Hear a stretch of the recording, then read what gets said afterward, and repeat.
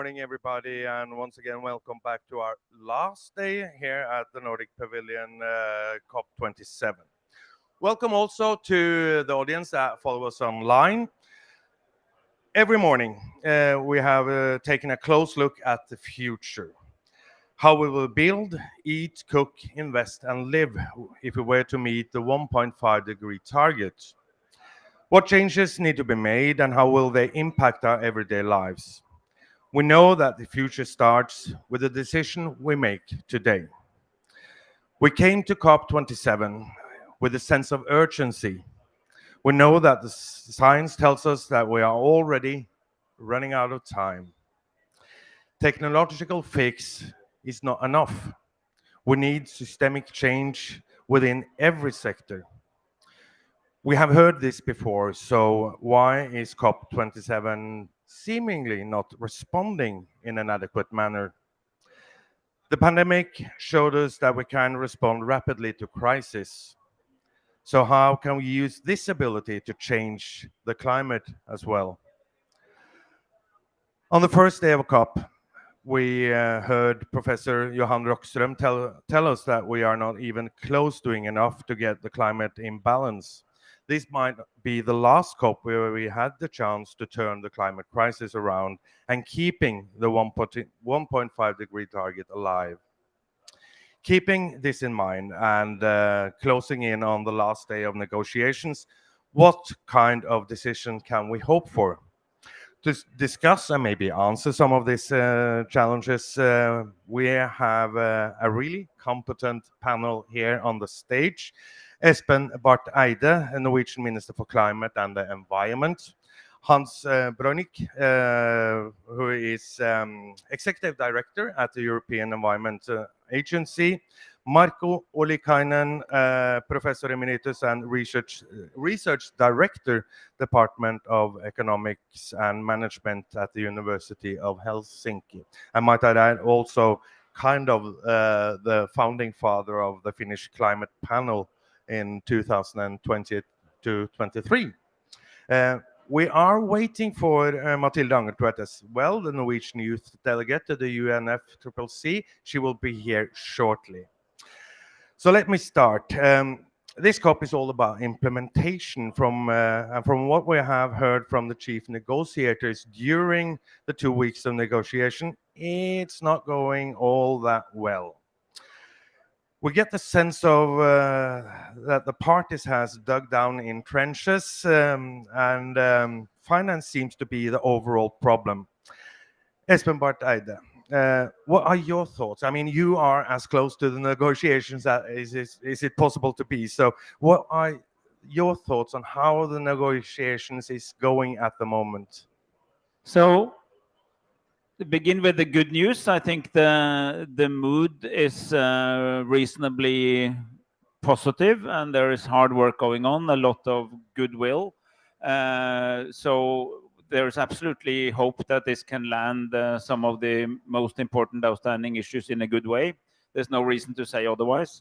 But you're also right that it's late in the day and there are still unusually many outstanding issues at this Thursday morning. So the credibility of this ending on Friday afternoon is, is less likely than keeping global warming under 1.5 degrees, to put it that way.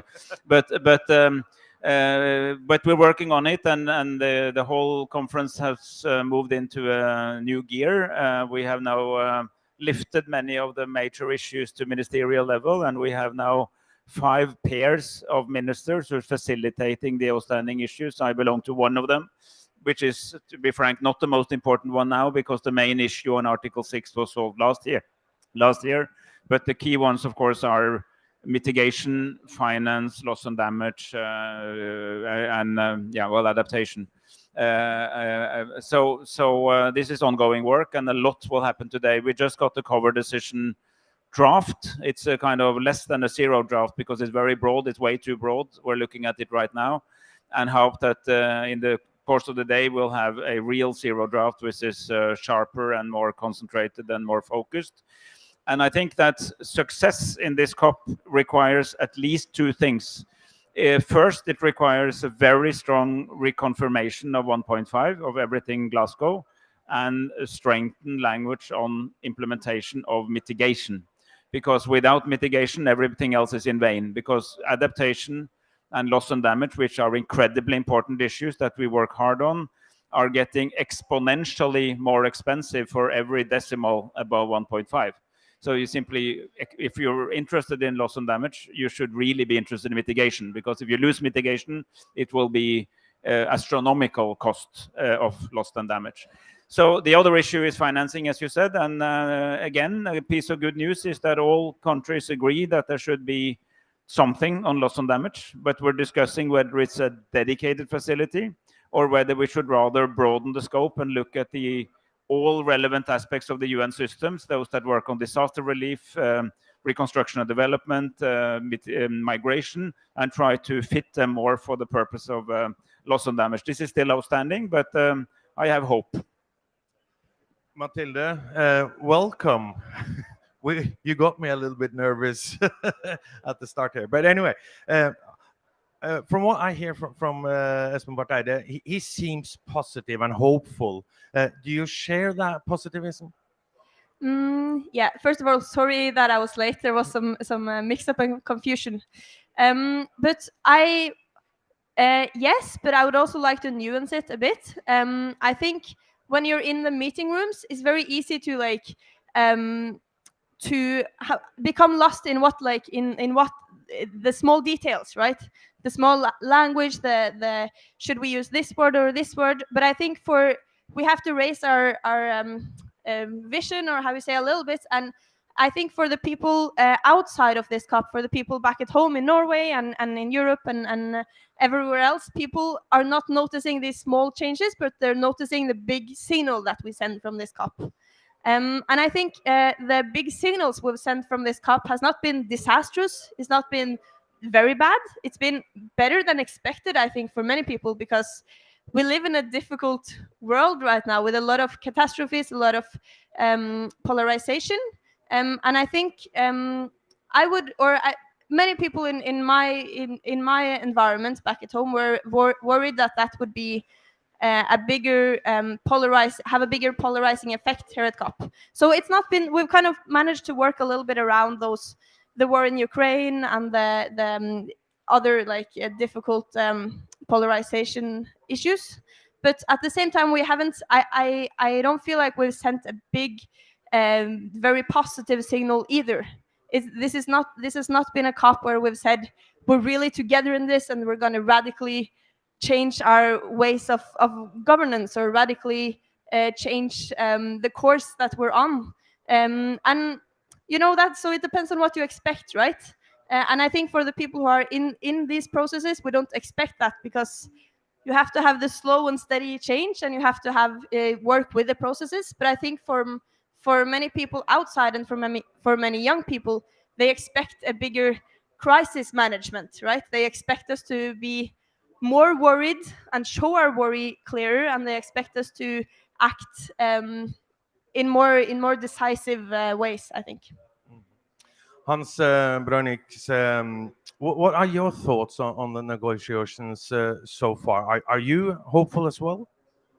Well, let me take a little bit of a more historic perspective. We're now discussing climate change for 30 years. We started negotiating in 1990. 92 UNFCCC was ready. We are emitting continuously more every year. The curve keeps going up, and there's hardly a bend in the curve. And science and knowledge is very clear. If we don't peak very soon, we are not going to stay below 1.5 degrees. And so really frank talk and high ambition on peaking is necessary, and that means going into the essence of our systems of production and consumption. And yes, we are discussing financing, but we're discussing financing in terms of billions in a global economy that is closer to $100 trillion. And so I think the focus should also shift towards these fundamental, radical, systemic transitions that we will need in the next couple of years if we are really serious about bending the trend, about peaking, and about going to a planet that will stay livable in an equitable way. And I think every step in COPs in the last years that can push us in that direction, like the 1.5 degree, like not only working on the energy system, but also increasingly on the food system and on the materials issue, which is neglected. Our resource use is deeply unsustainable, and we need to shift that to more circularity to contribute. So those fundamental shifts and this higher sense of urgency and ambition are absolutely necessary. And that is a 30-year perspective that comes back every year, time and time again, and where we don't see enough fundamental systemic progress. Then I also have to ask, because we have seen governments in Europe and in the Nordics as well introducing subsidies on fossil fuels as a response to the energy crisis. This is clearly going the wrong way. How can we turn this around? I mean, we're still picking. I think actually, Espen, if I remember right, you have been quoted saying that the emissions will peak in 2025. Isn't I haven't said I said they should peak. Yeah, I would very be happy if I could say they will peak, but for the moment, I think I'll focus on should peak. And what Hans is saying is absolutely right. We need a systemic transition from linear to circular, from fossil to renewable, and basically to make a sustainable economy in all aspects. And that's that's much more than energy. That's true. That's fertilizer. That's agriculture. That's construction. It's transport systems. It's everything. And that's what I call deep decarbonization. But that's actually what's the content of the mitigation work program. So we here in the UN lingo, that means we need a very solid program committed to 1.5, which is run till 2030, will actually make sure that we do something like what the EU is doing now on its Fit for 55, which is really the world leading model of changing everything. There's nothing like it. It's an incredibly important message. And Timmermans was just here saying that while the goal is 55%, they believe they now have adopted policies or are about to adopt policies that will take them beyond 55%. And that's because of systemic transition. I'm sorry if I sound too optimistic here, but a few years ago, we had de facto climate skeptics, if not to say deniers, in key Western countries. They're all gone. America's back, Canada's back, Australia is back, Brazil is back in this club. The world, there's a lot of key leaders now that are seriously dedicated to this large quest. And if the rich countries transform themselves, it doesn't solve the atmospheric problem, but it means that you have leadership in moving from the 20th century technology to 21st century technology much faster. And then we have to make sure that that is made available, accessible, also to developing countries, and particularly to the emerging economies, that they don't go the fossil route, but that they move straight to the economy of the 21st century, which is renewable and circular. Speaking of systemic change, how can the Nordic countries enhance these sector initiatives that are lacking behind? Marko Ollikainen, I know that Finland has set ambitious goals. What are those, and how will you get there? Well, we will get there really easily, but the goals are quite remarkable. Finland is promised to be carbon neutral by 2035. We have a new climate act that defines targets for the reduction for fossil fuel emissions for 2030, 2040, and 2050. By 2050, we allow only 5% of fossil emissions from 1990 level, and we should have land use sink so high that by 2035 we are carbon neutral. Currently, our emissions are much below the required path, given how quickly our energy industry has shifted to renewable resources and how our technology industry has reduced its emissions. So currently, everything looks quite bright. The only problem that we have is to keep the sinks as big as they need it. But this is coming through not so much because of, let's say, government policy, but more because of we have involved the industries in the process. So we have roadmaps that the industries have made, and they have been negotiated with the government, so that the industry says that this and this we need from you if we are going to do this and this. And what industry needs from us is a safe or clear working environment, and the good horizon and things like that. So currently, I'm very hopeful for our case. We have heard again and again here on the COP27 from private sector and private investors that they would like to invest more in the green transition, but they need regulation, and they need incentives to go about these investments. I will get to you as well, Espen. Marco, how do you go about that in Finland? Yeah, that exactly is the thing. First of all, industry wanted to have a good time horizon. And a good time horizon is to 2050 and then 2035, which gives the expected path for fossil emissions. The second thing was that there must be the things that the society must do, like providing infrastructure for required electricity, and like having the basis for the shift towards hydrogen economy. So once a society provides a horizon and decisions for this change, which then opens up lots of commercial possibilities for industries, that I think was the key, a key for everything.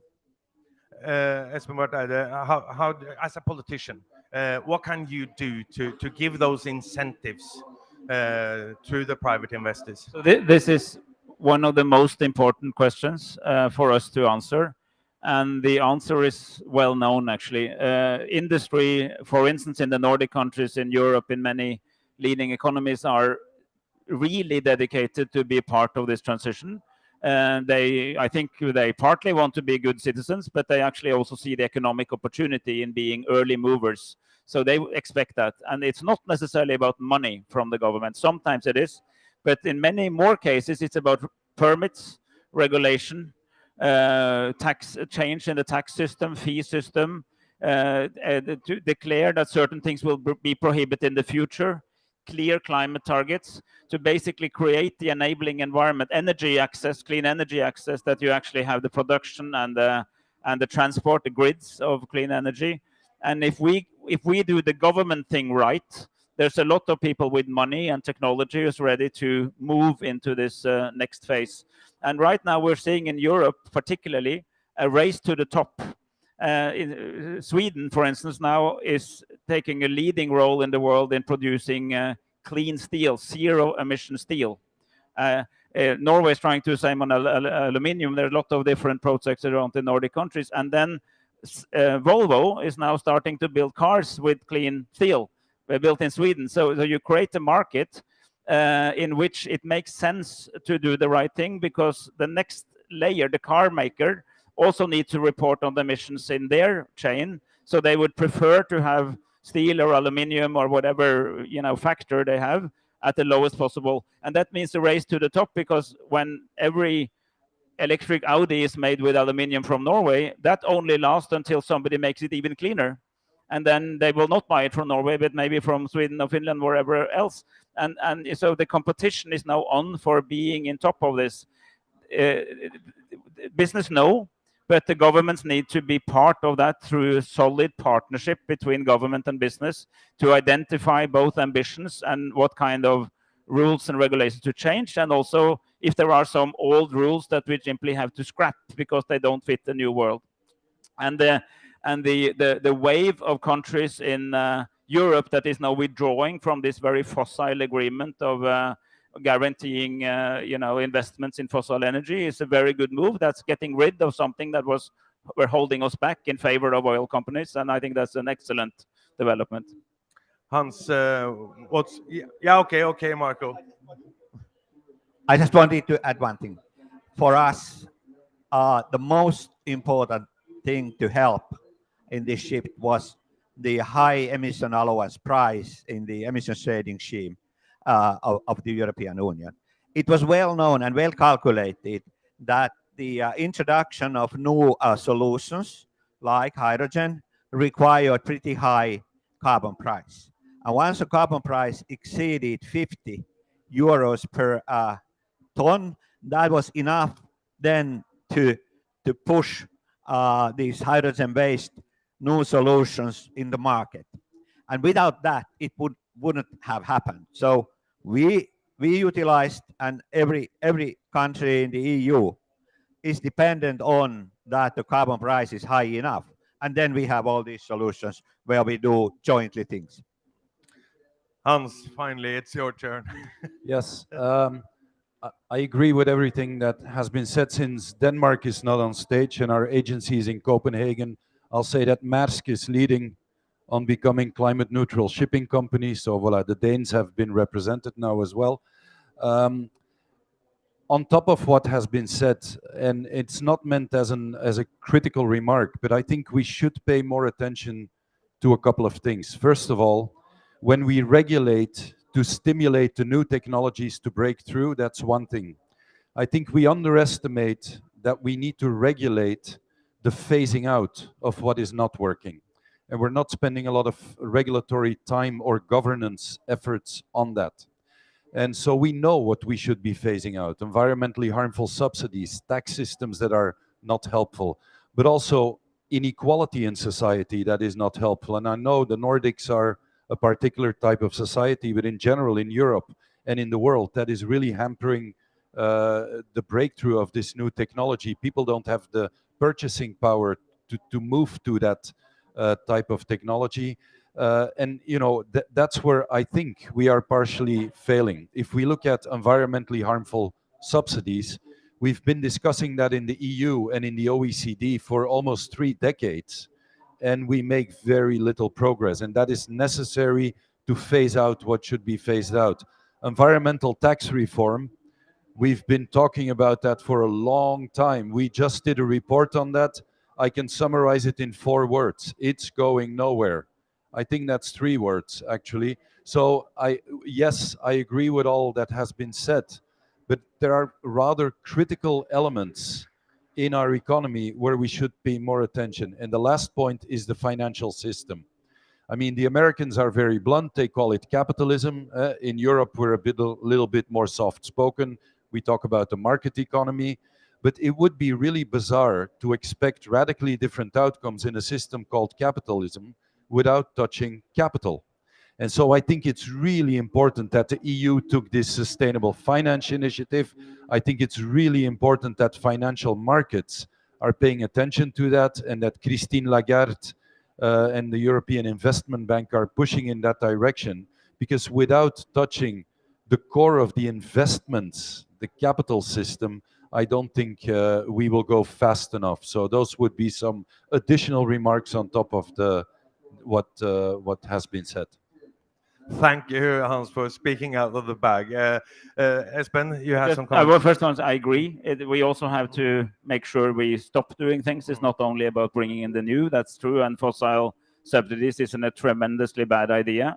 And I think everybody should scrap them right away. We do, but others should also do that. But on the finance, one of the first decisions of importance that this government made was to enhance the mandate of the Sovereign Wealth Fund, the world's largest fund, so that it's everything they own shall be Paris compatible, so 1.5 and net zero compatible, and that's $1.3 trillion. That's quite a lot of money. That means we own 1.5% of all the stocks and shares in the world, and that is also a signal to other institutional investments. And they, by the way, also have a very strong biodiversity clause that they also want nature positive. So that's really probably the one big thing that we could do, is how we organize our savings. These are the nation's savings for the future. And as our Prime Minister said, if you save money for the eternity, you have to make sure that eternity is there. And you can't then use the money to have it go away. So you really have to, as these kind of eternal funds, have to have a particular focus on shifting money in the right direction. Let's just, yeah, you want to comment on that, Matilda? Just if this works, yeah. Yeah. Just quickly, I think this is a really interesting discussion, and I think in order to kind of get more people on board with us, because we agree with this more or less, right? But I think in order to get more people to agree that we have to shift money in finance and all of these, kind of it's a bit further away from people's daily lives, right? So I think we should also not forget the because there's a lot of willingness people in their personal lives as well to change their personal lives, and I think we have to build this movement, or dugnad, going together in the same direction, both the big finance institutions and the welfare systems and the oil fund and so on, but also just people when they go to shop their daily food, so I think we also need to think more about where do we put money and subsidies and taxes that people feel in their daily lives. More expensive meat, people will probably be a bit disappointed or angry with that, but then less expensive beans or vegetables or other things which are also healthy, and yeah, so I think we have to, and also just like how do you say clothes which you use again clothes that you use again, like thrifting or thrift shops, to not have taxes on thrifted clothes, and I think a lot of those things could make climate policy a bit more popular among people. Cheaper buses. Why aren't buses free? It's one of the solutions that we need in the climate-friendly society. So yeah, I think we have to speak and act on all levels. Let me just go on and change the subject slightly here, because at almost every debate I have listened to, where young people were represented, just transition has been the hot topic. And Matilda, how do you see this reflected in the Nordic government's approach in the negotiations at this COP? Do you see it at all? From my perspective, the Nordic governments are quite progressive in this in the UNFCCC and in the negotiations here. So yeah, I don't know. That's a difficult question, right? And I think also I represent a very broad number of youth. I represent all of Norwegian children and youth. So, and they have different opinions as well. So I think it's important to listen to different opinions as well. But we had Espen was here when many Nordic youth organizations delivered some common demands, and I think bringing those demands actually into the table, referring to those kinds of initiatives and those kinds of very concrete and also very well worked through policy papers is important. Yeah. One of those demands that you gave to Espen was the reduction or total cut of fossil fuel subsidies, investments, cut of reducing investments in the fossil fuel industry, and you had a couple more. But Espen, looking at that, those demands from a Norwegian perspectives, is it realistic? On cut in fossil fuel subsidies, check. We agree. Yeah. When it comes to demand and production, we think we working hard here now to get into the cover decision language on phasing out of fossil fuels all over. But we don't believe that that phasing out is just cutting production in one place. You need a systemic change, because unfortunately the world is still 80% fossil, only 20% renewable in its energy system. That has to change fundamentally, but that means a myriad of activities in all aspects of life. And I do believe that energy producers have to be a part of that, but it needs to be a consolidated, holistic approach to how you do that. So in principle, yes, but it cannot be done only on the supply side. It has to be demand and supply together. Yeah, Marco first and then Matilda. Right. Yeah, but I would add to this that there's no problem in phasing out coal now. We have all technologies of doing that. Phasing out coal would mean 14 gigatons reduction in global emissions. We need to reduce emissions by 20 gigatons during the next 8 years. Just doing that would help us to make the shift. For the others, gas and oil, things are more complicated, but there's nothing that prevents us phasing out coal immediately. And I'd like very much like to add quickly to that I would even distinguish between coal, oil, and gas, because the phase down of oil will happen faster than the phase down of gas, and gas can actually become clean via CCS, so the blue hydrogen, which means that you get green molecules basically from what used to be gas. So it is more complicated, but I agree. We should start with coal and then should move to the others. Matilde, and then Hans. I think your question was a bit I don't know, maybe weird, because you asked, is it realistic?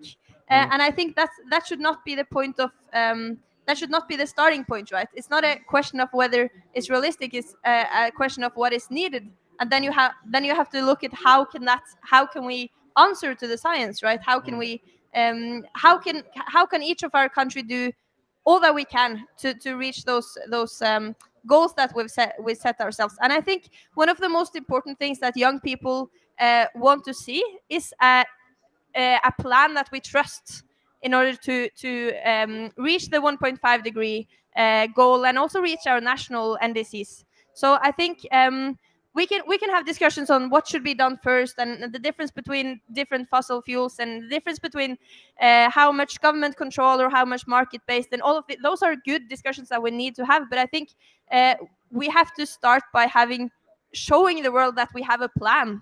And yeah. Give her a hand. Hans. Okay, I like to come back a bit to your fundamental justice question, just transition. And I think in essence, this debate is about justice and ethics, because the distribution of costs and benefits of our current society are clearly so unequally distributed that this is no longer tenable. It's no longer acceptable from an ethical perspective, but also not from a policy or an economic perspective. And that is central in loss and damage. It's central in all the aspects that are discussed here. And I think this is a really good topic for the Nordics, because the Nordics arguably are the most equal region on the planet. And you know how much benefits you have from a more equal society. And there is good research on that. The more equal your society, it brings all sorts of things that we appreciate. Better health, better education, better gender balance, all of these things. Yeah. If you then look at an intergenerational and a global perspective, we are really lacking there. So going to a justice debate is essential. And if you look at the 4 income categories that the UN system uses, and you make the balance of footprint of societies and the benefits of our current system, it's very clear. It's the OECD countries, so to speak, that reap the benefits from the current system at the expense of the others, and it's the others that are struggling to have their fair and equitable share. So I think paying more attention indeed to those things is essential. It's connected to fundamental human rights, but it will also be connected to a debate about distribution and consumption. I mean, the modelers at this moment, the best modelers on the planet, IASA, CSRO, they are very clear. If you want to reach 1.5 degrees and well-being for 10 billion people on this planet, we will have to end up discussing distributional issues and consumption. And I think that's a hard reality, but if we don't address it, we won't get there. So that is the justice debate in a nutshell for me. Marco, you. Yeah, I completely agree. And actually, Espen started with that we need to solve these climate finance issues. But let me say a couple of things concerning, if you are thinking policies in our countries, we have been working a lot on the notion that what is just transition. And we have distinguished between 3 kind of dimensions of it. One is distributional justice. The second is recognitive justice, which means that we take into account various groups, worldviews, and the way that they live. That is very important if you think about people in rural areas and, let's say, in agricultural type of things. And then there's a procedural justice, which means that decisions are made in the right way. And I think that we can still do and improve much of our policies as well if we are more kind of explicit on the notions that we need. But definitely these global issues are those, if we answer here well, I think that we have chances to get mitigation pushed forward.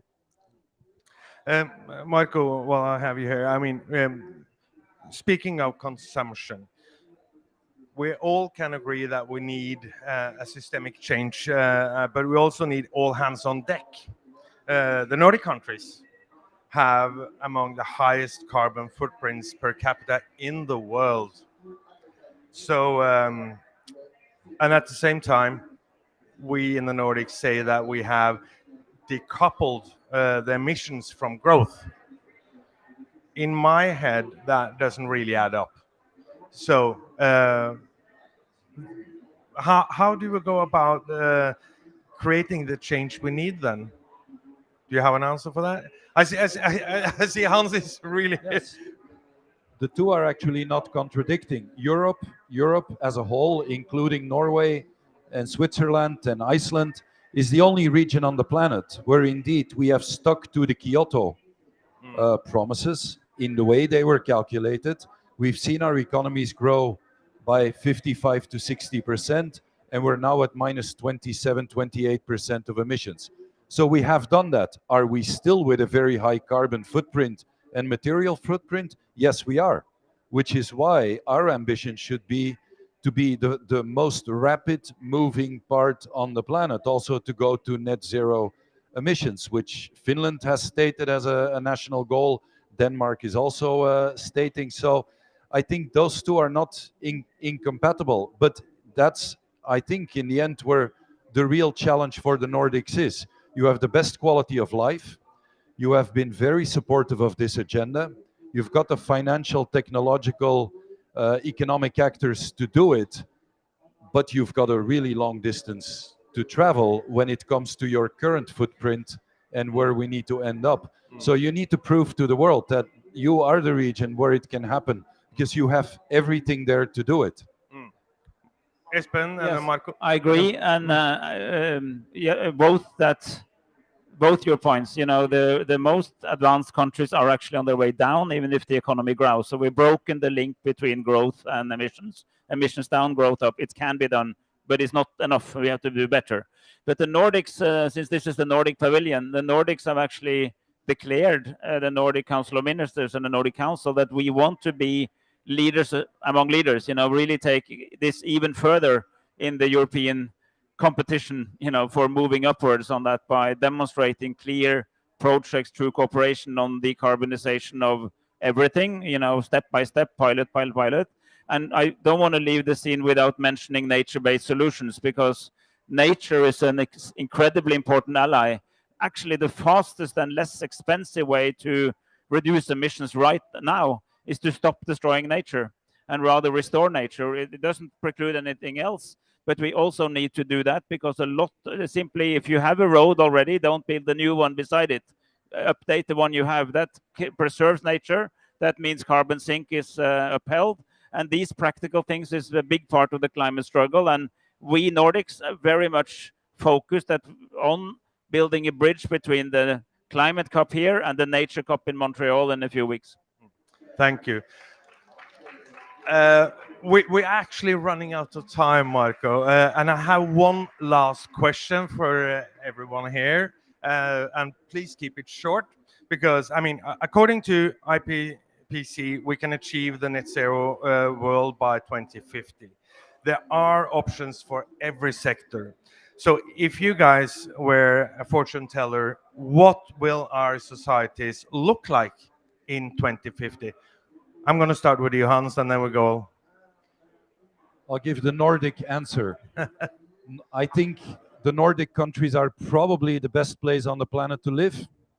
In 2050, they should still be the best place on the planet to live, but carbon neutral, circular economy, high quality of life that includes a society that is changing in demographic and in all of those aspects, and indeed being the voluntaristic leaders towards those on the planet that are in the worst conditions to help them to lift up where you are. Yeah. Thank you. Espen? I think that when we are in 2050 looking back, we will see that in the early 20s we realized A, that we had to change much faster, but B, that it was easier than we previously thought because the solutions were more available than we were aware. So we actually improved faster than we thought, in late 2022. And the interplay between technological advance, new solutions, smarter solutions, and the drama of the crisis that's all around us will stimulate more politics. And I think the Nordics can do well. But we also have to be honest that it will be a more difficult world because the global warming will continue even if we stop at 1.5. So we will have invested massively in change in order to adapt to a more difficult climate. Cool. Okay, just take another other angle. Our houses are like now. They are made of steel, concrete, and wood, but all of them are now carbon free. The food that we eat, part of it, a bulk comes from cell cultured proteins, and the quality food comes from new type of agriculture. Our goods are different from what we have now. They have produced in a sustainable way, and we have much intelligence in our life. We have much digitalization in our lives. But it is true that our natures are different. We are expecting that the Finnish climate is something like what Hungary has now. So our animals, our forests look different, and so our living environment somehow looks different from current ones. Snow is the one I'm afraid that we may lose. Wow. Matilde? So I'm not a fortune teller, but I think these kind of questions are really necessary because we have to have visions together and we have to listen to all sectors of society when we think about not only what could go wrong, by 2050 we always talk, or often I feel like we talk about everything that could go wrong and all animals that we could lose and all ecosystems that we could destroy and so on, but we have to think about what could go right as well. And I think when we solve the climate crisis, we also have to work together with all of the other sustainability goals. So we have to be visionary. And I think in order to create that society that we want, and with all of the aspects that you raised, and also so many other ideas that we hear from the whole of society. And I think in order to actually implement that, we really need to be brave. Now is the time to be super brave because that's what's needed from us. Thank you, Matilde Angeltveit. Thank you also to Marco Ollikainen, Espen Barth Eide, and Hans Brönitz. Thank you a lot. And I would just like to say that this is Solution Day, and we have placed out cards on the chairs here. So if you have your own solution for the 2050, please write it down and share it with us, and you can leave it by the desk. Thank you.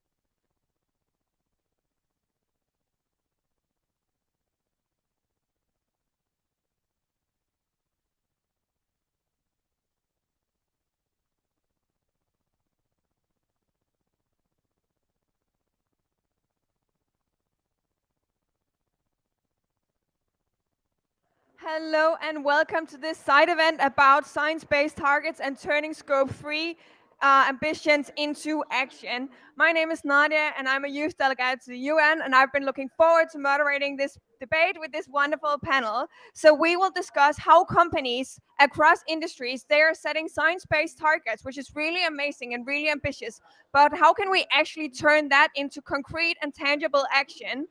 And then, we will also talk about how does this relate to the rest of society, and we will also try to be as concrete as possible related to how does it actually, change when companies are setting science-based targets. Does anything happen before and after, and how do they also involve their stakeholders in these ambitions that they're setting? What does, the customers, what does the investors and NGOs and organizations like Carbon Trust say when companies, they commit to science-based targets? And with me today, I have a wonderful panel. Martin Wiese from Hempel, and then we have Pauline from Carbon Trust, and then last but not least, we have Jamie Rusby from Velux. And to say a bit more about how this panel and this session will work, then first of all, I'll give each of the good panelists 5 minutes to briefly introduce themselves and their work, and then afterwards we will have a panel discussion where we'll dive more into all the good stuff and be as concrete as possible. But first of all, I'll start with letting Pauline set the scene related to science-based target. What is it actually? If you're just a young person sitting here thinking that sounds cool, but what is it? Can you tell a bit more about that and how your organization works with it? Definitely. Thank you so much. So the Carbon Trust is a mission-driven consultancy, and we essentially help companies and public bodies, governments, understand what net zero means for them and accelerate the transition to net zero. As it relates to science-based targets, we help companies understand what their baseline emissions are across scope 1, 2, and 3, so their own emissions as well as that of their value chain, help them set science-based targets and the implementation plans to reach them. So as you said, what are science-based targets? Sounds great. Well, it is great. And it basically came to be after the Paris Agreement in 2015. So I think it's important to remember that the Paris Agreement, COPs in general, they're talking about state level action. That's what that's what's being negotiated here. But of course, business action is incredibly important to actually help countries achieve those reductions. So the Science Based Targets Initiative was set up so that companies could set their own targets to decrease their emissions in line with 1.5 degrees. So the initiative sets the methodologies that companies should use to then calculate that downward trajectory. So what you see is a lot of companies have made commitments to set science-based targets, or indeed have actually set those targets. And what's really important there is not only that we see the targets being set, but I think really to your point on concreteness, to see the action taking place to actually achieve those targets. Because of course, commitments, targets, they're all great, but we really need to move against them, and companies need to be transparent about how they are actually innovating their business in order to decrease along that 1.5 degree trajectory. But luckily, we have two great panelists who can share a bit more about how they are doing that in their companies. Definitely agree that it's really great that we have two good Nordic examples of companies really taking action here. But before I give them the floor, I'll just ask you, Pauline, to elaborate a bit on what kind of companies are actually committing to science-based targets, and how have the initiatives developed the last few years? Yeah, so what's great about the Science Based Targets Initiative is that it is for all companies. It is geared mainly towards very large companies, which they are contributing the most to climate change in the business community, and it's cross-sectoral. So here we have two very diverse companies being represented, but it also extends to retail, apparel, food, agriculture. It's really all of the major businesses in the world that have the opportunity to align to science-based targets. So yeah, we really see a broad rate of action there. Thank you so much. And over to you, Jamie. How have you worked with developing and committing to science-based targets, and what is your overall plan and strategy? I know it's a really big question, but to make it even more difficult, then it would also be good if you make it, relatable to how you work in your company in Velux, and how you're a rooftop roof window manufacturer, and how does it actually change for a company producing windows? Yes, Thank you very much, and great to be here. And I think that was one of the best introductions to science-based targets I've heard. So, so well done for that. It's not always easy. So I come from Velux, and we, as you mentioned, we manufacture roof windows. So we're into daylight and fresh air. Not a lot of daylight and fresh air for the participants here at COP, but we're doing our best. So we're in the business of buildings, and for us, when you talk about our science-based targets, it relates to primarily the decarbonization of our products. So we've, if I outline the targets, we've set ourselves a target to achieve 100% reduction in our Scope 1 and 2 emissions. So that's the operational footprint, all of the energy that's used in our factories primarily. And then we've set ourselves a target to halve value chain emissions by 2030. And the value chain is right the way back from where the materials are mined, right the way through to transportation, production, use in the customer's home, and then the end of life. So it's right the way across. So that and how does that make us work differently? You could say. I think for us, it's mainly the timeline we have set. So it's 2030. The reduction amount we've set is in line with this 1.5 degree pathway. So it is what the science demands, the reduction pathway the science demands to limit temperature increases to 1.5, and our share of that as Velux. So that is a very steep reduction pathway, and I think the main difference it makes in companies and in our companies is it focuses you on doing things differently to how you've done before. So this is not a business as usual pathway for us. This is about doing things very differently in terms of how you source materials, the product development, and right the way through the company.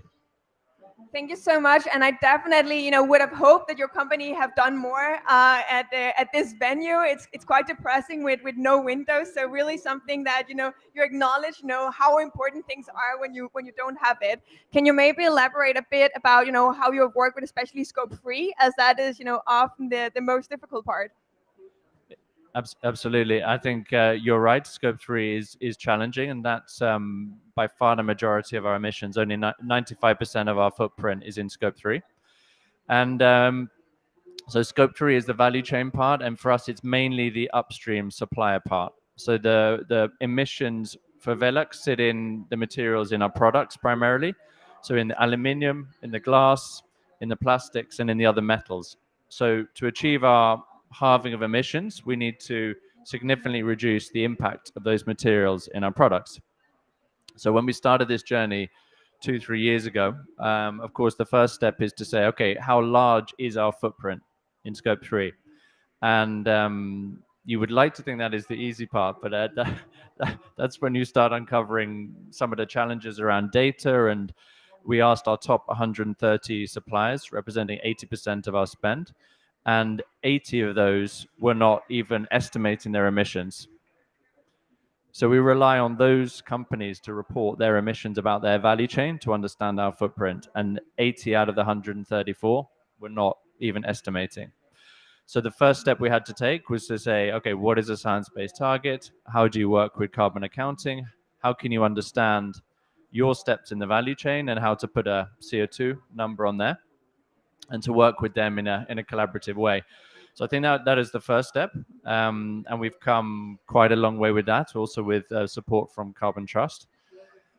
So that is the big amount of suppliers where we need to work every day. Then there are some suppliers who are really in the forefront on this, and I would mention a couple. We focused on aluminium to start off with because that's the big chunk of our emissions, and we've started working with Hydro, a Norwegian company, and Novelis, an American company, where we've set a joint decarbonization roadmap for the material aluminium. So it's actually achieving reductions next year. So from the Hydro partnership, it'll be a small reduction of 20,000 tons. But we've actually said we will together commit to reducing the amount of CO2 per kilo of aluminium to 1/5 of the European average by 2030. So that's a joint commitment together. Really interesting, and also really interesting with the concrete case with partnerships where you work together with other companies about how can we all improve and find solutions, because quite often we see that when you are so ambitious, you actually have to deliver and find solutions that are not there. And to actually do that, collaboration is probably quite often needed. But we will have multiple time to talk more about that later in the panel discussion. But over to you, Martin. Can you please tell a bit about your company and how you work with science-based targets, and especially also focus on, how to develop tangible solutions for scope 3 reductions for your company? Absolutely, Nadia. And first of all, thanks for the invite, and also thanks for the, I agree, very good introduction to science-based target. It's a complex area, and it's difficult to state that in a few minutes. First of all, Martin, I'm coming from Hempel. At Hempel, we do coatings. We do coatings for a variety of things. We do coatings like you see here at the COP on the walls, so normal decorative coatings. But we also do coatings to protect a variety of assets. That's everything from renewable energy, so wind turbines and the likes of it, but also the whole shipping industry, where we are protecting those types of assets. Talking about the science-based target, we have, like Jamie had with Relux, we have also both set targets and also been validated through them. Our targets are that we, for our own operation, we will by 2026 reduce our carbon emission by 90%, and for the entire value chain, reduce our carbon emission also to half by 2030. In our case, it's a bit similar like you, Jamie, and that is that actually for us the scope 3 is 99% of our total emission. So that's really that's the key one, really, if we should talk about materiality and what is impactful for us to do. We are chemical industry, and therefore we have similar to you. We have raw materials we're using all the way from it's being mined out until it's refined and end up for us being a raw material. So the first thing what we have done is actually to understand the data piece of it. It's around 2/3 of our scope 3, which are coming from the raw material side of it. Then we have around 15% coming from the packaging. And then we do also have part of the upstream, where it's around 15%, which are coming from solvents, which is emitted into the air. So the first thing is to define that and then find out what can we do within the respective areas. What we have done in Hempel is that we have set up 3 different types of strategies for us to work upon scope 3 for the future. The first one is connected to also what Jamie referred to, and that is what we call improve the existing. These are our products we're talking about, and there's a lot we can do. We can work with our suppliers and the whole value chain, downstream and upstream, to find out how is it that they can improve their respective footprint. But I do think that it's important that we as companies do more than that. We cannot only rely on others to do what needs to be done. We also need to be part of actually figuring out how can we start changing what we actually sell. And to do that, we have defined 2 different types of strategy. The first we called product conversion. That means for us that the entire assortment which we are today selling, we go in and look at their respective, how carbon intensive they are. And then we try to find out how can we substitute them to become the least carbon intensive. The good news are that doesn't need to be 2030, that we can start now. The third strategy, which I think is a crucial one for us, also talking about what actually needs to be done by companies, is to what we call useless. And we have a few examples of how we start to do that. One is that we have a track which we call end of life. What that means in practical terms are that we try to find out how can we make paint more circular. And you asked for examples, and one example of what we are doing to do that is like you have in various countries a kind of deposit system, from beer bottles and the likes of it, that we on our decorative business we have what we call a can bag scheme, where we actually let consumers come back with their packaging and the leftover of paint, so we can A, reuse the packaging we have, and two, find out how can we distill the existing paint and find out to which extent that can be reused. The second thing which we can do to use less is to work on our products' durability so they can be used for longer time.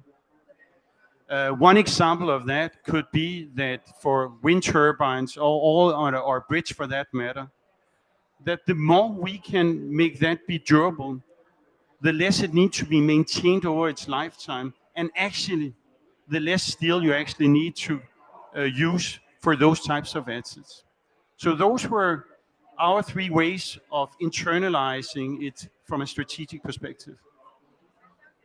Sounds really interesting, and also really interesting how you can contribute to other sectors such as the energy sector, and how you can actually help them to be more sustainable. Also, because that is really what we're needed when we're seeing so many ambitions about getting more wind turbines. Then they should actually be maintained in longer time. So really interesting, and also really interesting with the point you had about circular economy as well. Now we talk about science-based targets and carbon reductions and all those things, but I think that something is important to talk about is also that sustainability is more than just carbon. It's also the resource use and biodiversity and all those things we have also talked about yesterdays and other other days at this pavilion.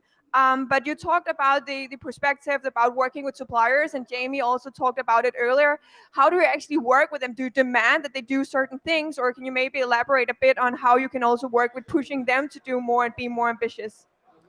Yeah, it's a good question. I'll start actually by going back to the science-based target, because I think the way it operates is actually really well set up, because it enforces us throughout the value chains to collaborate. So that means in practical terms, we as a company, and you referred to it, Nadia, that we provide solutions for the energy sector as an example.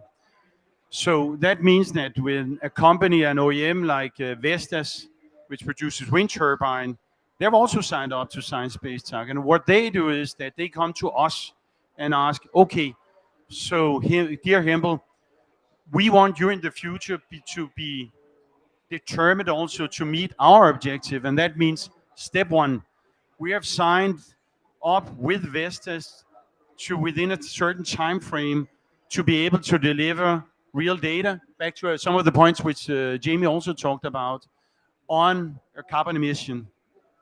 So we are pressed from our customers, and we are doing the same in the value chain towards our suppliers.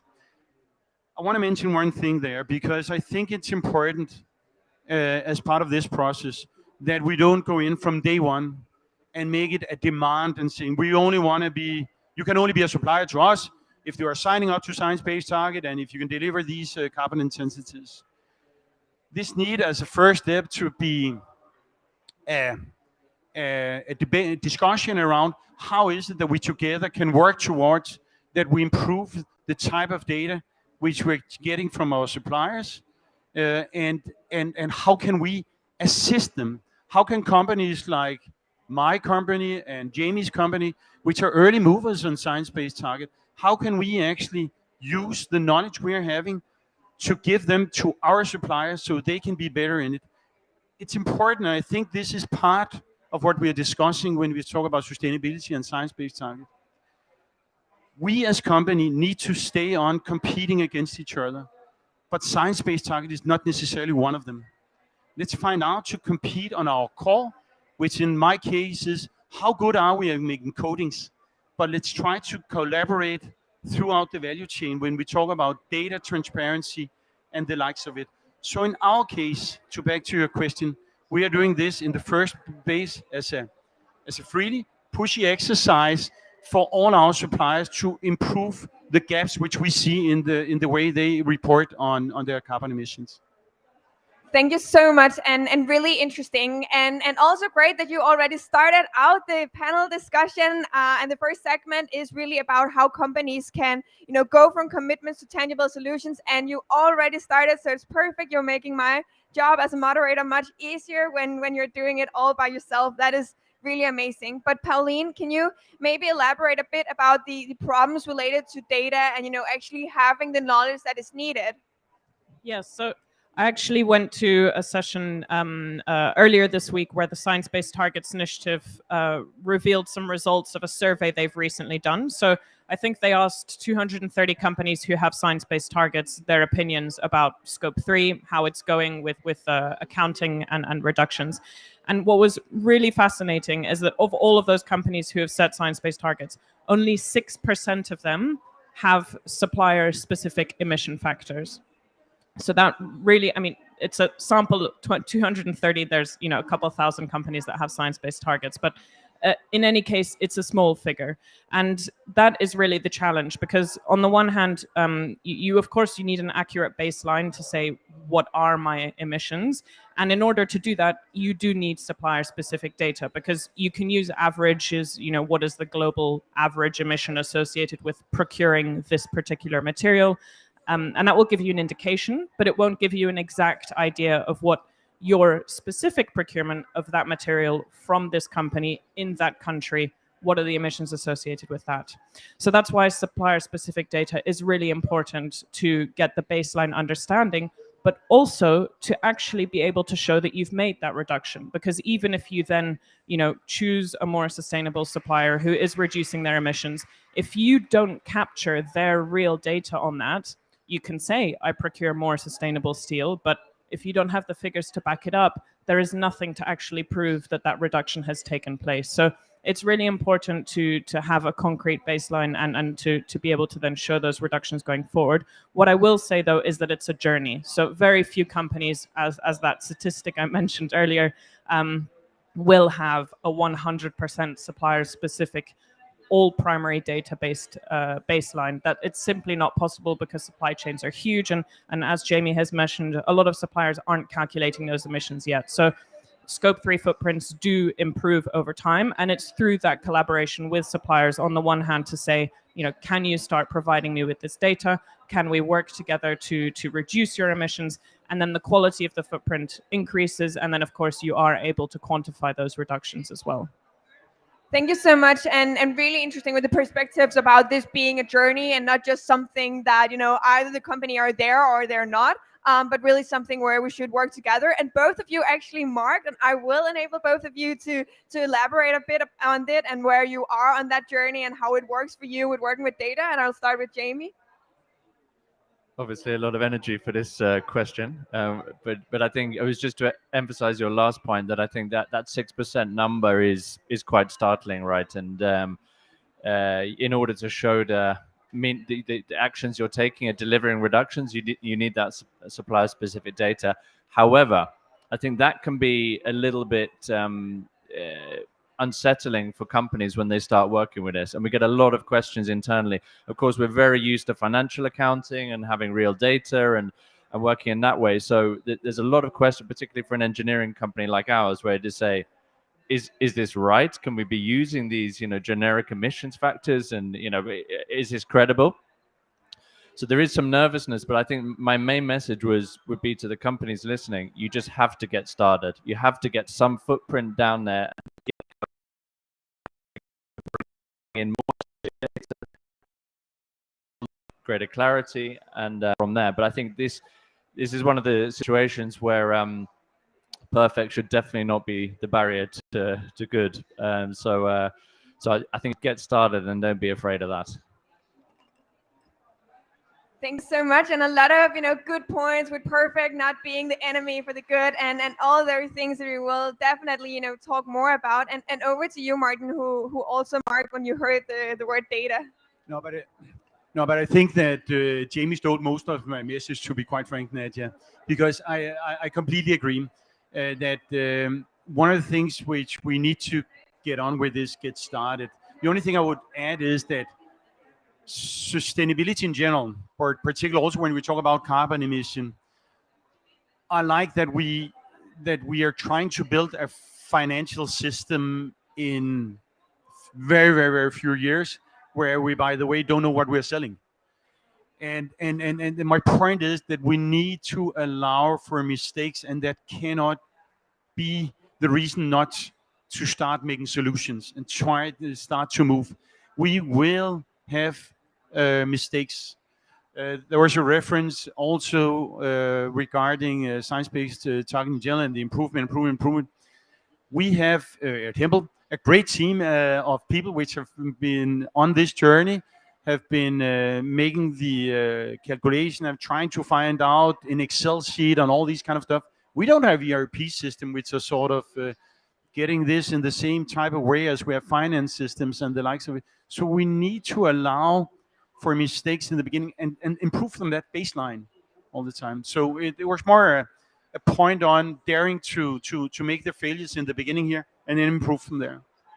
So now that you're saying that companies will, they will make mistakes, and it can be quite difficult, and we have talked about all the problems with that. Why does company actually do it? Why do you set yourself up for potentially making mistakes? Is it because you feel like it's the right thing to do, or can you actually see a business case in it? Just to sort of put some words for that, we don't try to set up ourselves up as such for mistakes, but we see the need for it, for actually becoming on the journey towards reducing carbon emission. And then we need to operate in this space as well as many other spaces within, you mentioned circularity, depletion of material, biodiversity and the likes of it. We don't have necessarily all of our exact data, but the only way we can move forward is to get a starting point and then look at the gaps, try to improve all the time. I think all the panelists here, they've in one way or the other seen it, that data is one of our biggest challenges for actually moving the needle even faster than what we do today. And that's what we're working with every day. Really interesting. And I think something else that is really interesting when it comes to science-based targets is really that this can also be a way of avoiding greenwashing and also ensure that the companies actually doing good, that they have something to prove it with, and that we all, not all, but more and more people are getting to know science-based targets, and we know that it's something where you actually have to do a lot. Pauline, can you maybe elaborate a bit on, how can, this be done to avoid greenwashing, so that this is not only something for the good companies, but where we can, work with that in a way? Yes, I think that's why having an initiative that sets out these methodologies, that defines what is science aligned, what is not, that really levels the playing field, because you have companies who are able to set science-based targets and have them validated by the Science-Based Targets Initiative. So as both of the panelists will know, that there is a review process where they look at your footprint, they look at your target, and they're really checking to see that it is indeed science aligned. Then it will be put on the Science-Based Targets Initiative website. So having those definitions and standards really makes sure that you have a level playing field between companies, so that if there is then a company that would, like to make a claim that it is science aligned and it is not, you can check that as a consumer, as an investor, or whatever stakeholder is interested. So on the one hand, that's one way to avoid greenwashing, is to do it the right way. But I think almost more importantly, you have a lot of companies that do say they're committed to net zero, or they have science-based targets, and then you go onto their website and you cannot find out how they are going to do that. So it is, I think that's really the key thing to avoid greenwashing, is to demonstrate that you really understand what you've committed to, that your business is being transformed, because at the end of the day, it's not just becoming, more energy efficient. That's a big part of it, but it's really looking at how do you transform your supply chain, your products, to really achieve what is a very high level of ambition, 50% reduction scope 3. It's not an easy thing to do, and it's not just a target that you slap on your website and that's it. So the real thing of avoiding greenwashing is to demonstrate that you understand what this means for your business, and you're very transparent about what your business is doing to achieve that. And that's what stakeholders are really looking for, particularly investors. Yeah, Jamie. So how have you experienced that stakeholders, they have, interpreted when you started, having science-based targets? What was their reactions? And maybe also before you actually committed to it, was there a demand for it from your stakeholders?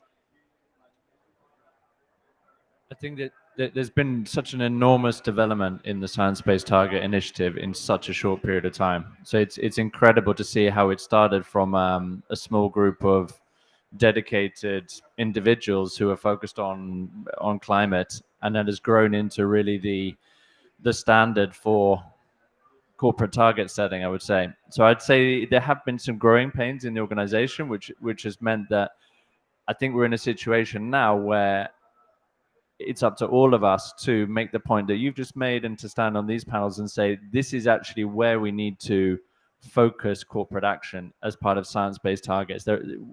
Let's not get distracted now. Let's focus here.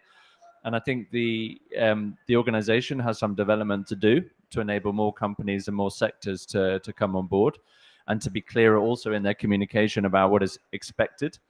But I think they're on the way.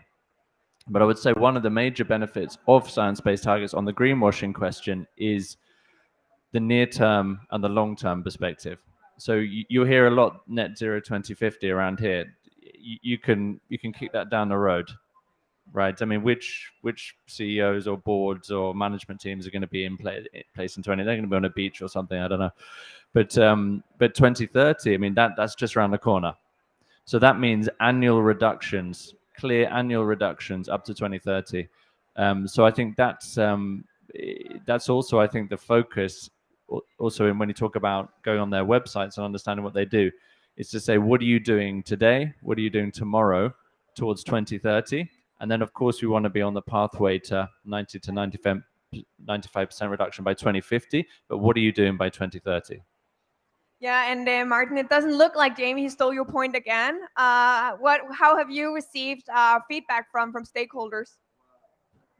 No, I just wanted to add on the stakeholder side of it that one of the things which I believe we all see these days, and where we as Hempel have engaged, is within linking actually some of our sustainability ambitions and targets to our finance situation, to credit facilities. And we are at the end companies, when you talk about the companies which Jamie and I represent, which has also a purpose to make profit at the end of the day. And one way to sort of also move the needle is for that the banks and the finance community start actually also to put premiums at us for actually linking some of our sustainability ambitions to credit facilities. So in our case, we did link some of our back to science-based targets, so both our scope 1 and 2 and also our scope 3 ambitions to our credit facilities, which means that one thing is whether we have them on websites and the likes of it. We should, by the way. But back to solution and actions that we now become validated not only by ourselves or limited assurance in our annual reports, but also by the finance community on whether we live up to the ambitions which we set. That I can tell you, at least within my company, that really resonates with some actions. So it was to put us perspective into that, yes, we have the value chain which is supporting us on the SBT initiatives, but the more we can also, back to your point about stakeholders and how we interact with them, the better we can get the finance community also to sort of put some enforcement to it, which, by the way, is a faster way than regulation in many aspects. The faster we can start moving the needle. So much and really interesting. So back to your point about having it on your website, sometimes I feel like there's more attention to when companies start the commitments rather than when they actually deliver on the commitments. How do you think that companies like your own can actually contribute to getting more attention to the implementations parts and the potentially more boring parts of having science-based targets? So just to understand your question correctly, Nadia, so you're referring to how we can visualize, communicate more clearly what we do to meet? Exactly. More visualization and, more talk about, action and concrete implementation rather than only commitments. Yeah, I think a few points I wanted to mention on it. Now we talk about science-based target, but actually you can say there's a lot of other initiatives which is actually supporting part of that process, like ESG frameworks. We can take and talk a lot about abbreviations like SASB, CDP, etc. But they're all trying to do something which I like, that is to establish some form of best practice. which includes how it is that we govern our journey towards reduction of carbon emission, as well as on how we also start communicating it, how we are starting selling these kind of things. In our own case, we are trying to apply a large set of competencies, first and foremost, inside our company. Somebody mentioned earlier that this was a pretty new initiative. How fast it have moved. In our company, I don't think anybody knew what were scope 1, 2, and 3 were 12 months ago. It was a handful of people which knew what scope 1, 2, and 3 means. Today, our entire management understands it, and I would say 20-30%, most probably, if I should be honest, of the employees start understanding it. That is needed in order for the next step to be taken, that it is pushed out throughout organizations, talking about how do we market products, how do we sell solutions, how do we operate in an R&D environment, how is it that we use the energy when we are in a production unit. So it's coming on the external part of it. I would say my hope and what we're working on is actually that we first and foremost, because that starts moving the needle, that we educate the internal organization to understand what we are doing, the language which we're speaking, and then it will come, and we already see it start coming. Amazing that you start talking about the internal education of the organization, because that fits perfectly as a follow-up to the next segment, which is really implementations in the organizations. Pauline, can you maybe elaborate a bit on what Martin started talking about the needed educations in different organizations all over the world? Yeah, so I think, we have the example of working with Hempel and Felix, and our main stakeholders, at least initially in these types of projects, is the sustainability team, because, they really drive the calculations, the targets, but essentially the sustainability team is then the connector to the rest of the organization. It's not going to be these two who implement everything, right? It's making sure that all of the relevant teams internally understand what the task is and putting it into their day-to-day jobs as well, because you have people who are involved in procurement of raw materials, the design of the products, and achieving a science-based target. It's really only going to be achieved in each of those job descriptions as well. So what we see is, the conversation certainly and the work starts at the sustainability team, but it then gets disseminated across the organization to make sure that you really are driving action in each element of the business. So Jamie, how has it been received in your organizations? And to be really concrete, how have you worked with educating the people in Velux to actually understand the value of science-based targets? I think I've worked with this topic for many years, and I think now we've all seen this increasing awareness around climate sustainability. So the starting point is that almost everyone in the organization really wants to contribute to this. So the question has always been, how do I contribute? If I'm products, I'm in supply, how do I contribute? And now we're getting to a point where we have an answer to that question, and it really is this across the whole organization. And I think talking about describing how you're going to do it, I think you did that well, Martin, where you outline your strategic levers to making it happen. I think that's also the step we're taking to say, in the beginning, most of it needs to come from the supply chain organization, working with suppliers on low carbon materials, forming these strategic partnerships. And then over time, as product development kicks in and we're in our product development cycles, we can start designing for low carbon materials, for different innovation, for fewer materials, and we can embed that into the new product. So that's when the product design teams will have more of a role. And we can see the percentage reduction needs to be achieved from each function over the years. And we in the beginning, we understood what are the main levers, but then actually we took a one wrong turn, you could say, where we say, okay, each product team focus on your product categories and say, what carbon reductions can you achieve? What that came back with was a small amount of carbon for a very expensive price. So we said, okay, let's refocus these people's attention to saying all of the low carbon materials coming in from the supply organization, to focus them on validating these materials so they can quickly be deployed into products. So it's a little bit finding your way, but I think if as you have those strategic levers you work with, you can quite clearly see which part of the organization need to deliver on that, and then build the plan around that. And then it's the annual goals, and it's chopping up those goals into responsibility and making it happen.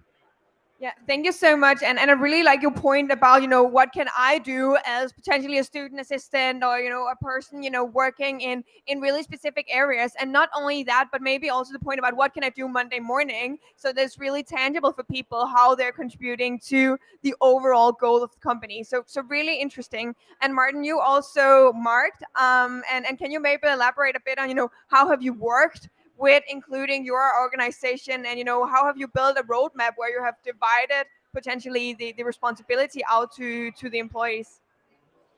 Yeah, I can do that. And I think Jamie said something which I completely align to, and I read about, by the way, an article from your company a few weeks ago where you stated that you started with the supplier base, and then afterwards you can say there's a different part of the organization. You can argue the R&D function, which needs to take over to make the mid to long-term perspective changing the products.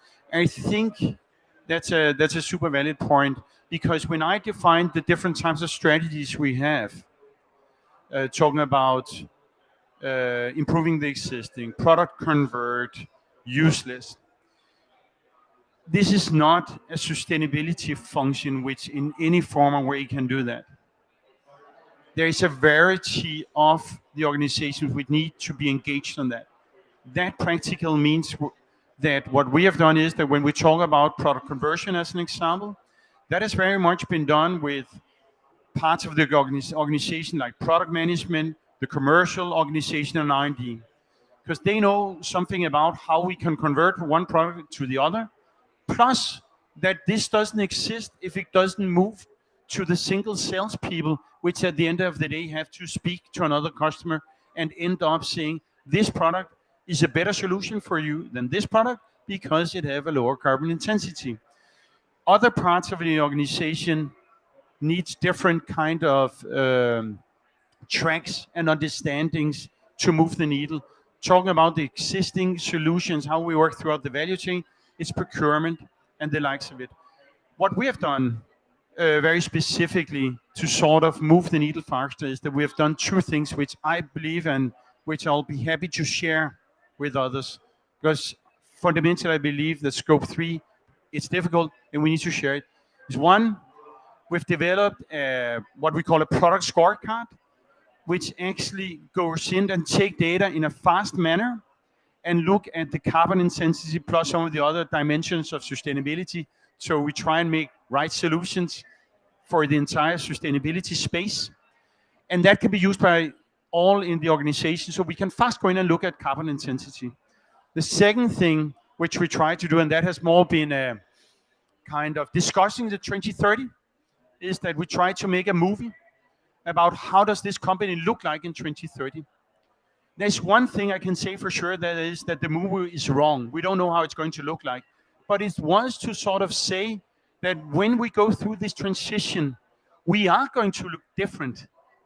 And I've been part, and this has been an interesting exercise to talk to young people, other people in the organization, getting their reflection on that maybe if we are to buy the companies, maybe we should buy recyclable companies, which are doing recyclable paint. So we move that and can accelerate that path faster. Maybe we sell less paint, we are more becoming a service company. There's various ways where this can develop for us when you have these kind of commitments. So they are serious commitments. So, but these we're trying to exemplify it with a bit. Thank you so much. And looks like Pauline have a comment to that. Yeah, I mean, we've talked a lot about, the challenges of data, stakeholder engagement, all of those things.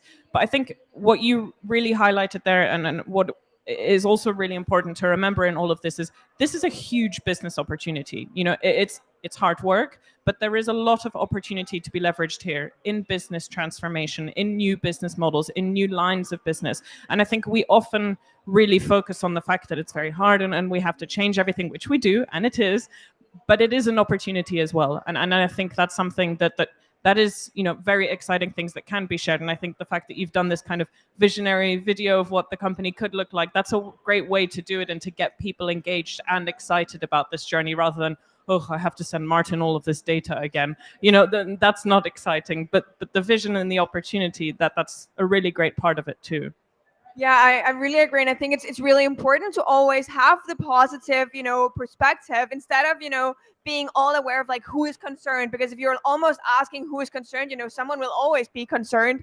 So I think, really having that positive perspective is really crucial also when it comes to inspiring more companies to actually commit to science-based targets and take action. But talking about that, now that you're saying that it's such a big, business opportunity, but you have also earlier talked about that there's not that many companies that have actually committed to it. How can we make more companies actually see that it is a business opportunity and, commit to science-based targets, Pauline? Yeah, so I mean, on the one hand, in Europe, there is a piece of legislation coming about called CSRD, which will require all companies in the European Union to set science-aligned targets and to kind of communicate their implementation plans there. So that's obviously going to bring up a lot of companies that have not set them yet. But another kind of interesting exercise that we see companies doing, which paints the financial picture very clearly, is doing a kind of financial risk and opportunity analysis of what climate change means for your business. And when you see the financial risks associated with inaction, so whether that's regulation, carbon tax, your supply chain being disrupted by climate change, all of these things end up having huge financial costs. So the cost of inaction, it might not be today yet, but it is coming, and it's going to be monumental if you don't start to act now. The flip side of that, of course, is then doing evaluation of what the financial opportunity is to leveraging the innovation that we need to kind of stay within that 1.5 degree limit. And again, that's a very great picture because the financial opportunity is massive as well. So really looking at the kind of financial quantification of what this all means for your business, I think, that really paints the picture very clearly. Thank you so much. So now I'll actually open up for questions from the audience if there are any. Yeah? Thank you. Actually, going back to the ecosystem or stakeholder management and working together with your suppliers. So how much you work with your clients? So would you dare to turn down clients if it's like a close to greenwash, or how far will you go like as it is today? Anyone there answering that? Jamie? I think that the business we're in, our customers are mainly the large distributors and also, of course, the homeowner in the end who's installing the product. And so I think what we're seeing is increased demand from our customers for this information. I think, and then as Martin said, we're also placing that demand on our suppliers. So I think this is one of the biggest, and then we have the regulatory part that is coming. So I actually think this will be a snowballing effect where we see more and more action. And I mean, we said at our supplier days last week that we'd like you to be on this journey and we'll support you, but if you're not with us on it, then you won't be our supplier in 2030 because everyone needs to make this transition. So I think we have this this pull in the system, and we have the pull from our customers. So I think we're seeing. I'm optimistic that actually we will, from the place we are today to where we need to get to. I think this will accelerate and accelerate. And Martin, do you experience that pull as well? Yeah, yes, I do experience the pull from customers. It's a little bit dependent on the type of industry which we're talking about. We supply coatings for everything from the renewable sector, which is extremely active. So companies like Ørsted, Siemens Gamesa, Vestas of the world, they are pushing us to a very large extent. And we also see others like the big retailers around Europe and the world as such, like Adeo and Carrefour and others, which are also quite linked to direct to consumers. With them, we've actually have taken the next step to try and figure out how can we go together and support each other on defining these scorecards, so they can go out and say these are validated more sustainable solution than other sustainable solutions. That's one. But it also give a sign to for us for how it is that we best can develop such solution to meet those types of criteria. So there's parts of the business we're in where we really see the push. And then we have other parts of our customer case, like applicators and the likes of it, which are typically smaller companies, which doesn't have necessarily the same media attention and the likes of it, where it's most probably us which need to push them more in order to come on the journey. Thank you so much, and really interesting that you also mentioned the point about smaller companies. And I really want Pauline to elaborate a bit on how we can ensure that science-based targets is not only something for big companies, but really something where we can also get really small companies involved.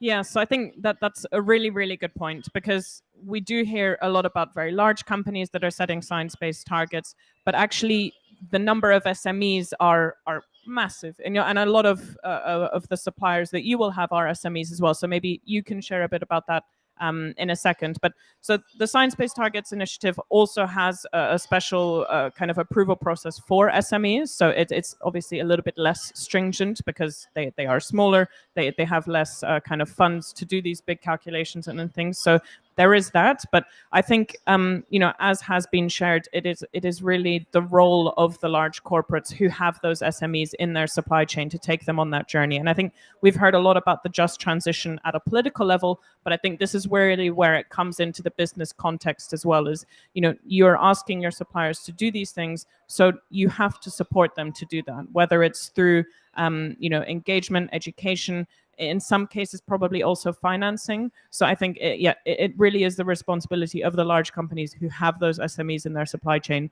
to take them with them on that journey. Jamie and Pauline, she said that you might have a comment to that. Can you elaborate a bit on that, and then we'll take another question from the audience. No, I think it's totally right, and that's why, of course, we haven't gone into this to say, give us what we want, otherwise we're not talking anymore. It has been this active collaboration, and we've hired teams of people to go and sit with suppliers. We've working with Carbon Trust to provide education, material, how to do it. So I think it is absolutely the responsibility of companies to do what we can to support others on this step. Amazing. And we have a question from the audience. Thank you. First of all, I'd like to thank the panel, because I think this is a very important topic, specifically for the business, different companies, because COP3 is actually one of the most challenging parts to tackle on. And it's great to see that you are doing, there are some success stories and that you're doing so well. My question is more driven towards inside the company, because you've been talking about how to engage with suppliers, but sometimes we also have to engage with our own team, with everyone within the company, to make sure that there is a buy-in, because as you've mentioned, it is a process. We have to get more data, maybe changing the procurement processes, and all of this includes more work. And if there is a resistance within the company to change those processes, everything is more difficult. So how can you improve this engagement within your own company? Yeah, we've already talked a bit about how you, or actually, quite a lot, how you have engaged with people in your company, but not the part of the question regarding resistance, where there have been anyone in your companies that has been a bit hesitant or worried about it. So how have you worked with that if you've had any resistance? And it's also okay if you say everyone have been on board. That's just, great. Yeah, Jamie? Start. I can start, and then I'm sure both Jamie and I, we have probably various experience from doing these kind of things. First and foremost, I want to say that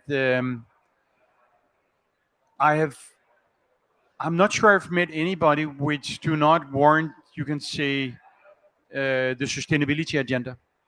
It's amazing to get around and meet people, whether that's at COP or whether it's inside company, which want to do it. The complexity lies within, and I think you addressed it well, that if it becomes a bureaucratic process, then I've also met resistance. I can tell you actually that I was having another job 12 months ago, and I had initial resistance because I didn't fully understand it. What this was about and where it was to lead us. Because if it was only to lead us to, in order to have data to be able to report, what's this about? So my point to that is, and my experience is that the better we can become to do two things. One is to create a language which people start to understand. All of us in this room, at least in general at the COP, understands revenue, EBIT, profit, EBITDAs, net working capitals, and the likes of it, at least in companies. But now we need to learn the organization scope 1, scope 2, scope 3, CO2e equivalents, and the likes of it. And they need to understand what are these, what are they all telling us, and this becomes the important part, what are they driving? We all understand what sales is driving, but I'm still on a journey inside my company to create the full language and meaningfulness on what is it that scope 1 is driving, what is it that scope 2 is driving, etc. And that's a big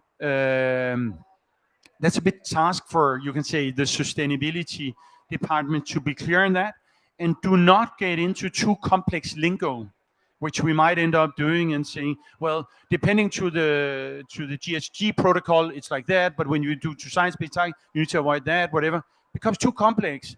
We need to understand the basic dynamics of it and then express that. Then I believe, and I meet less, you can say, resistance, back to your question.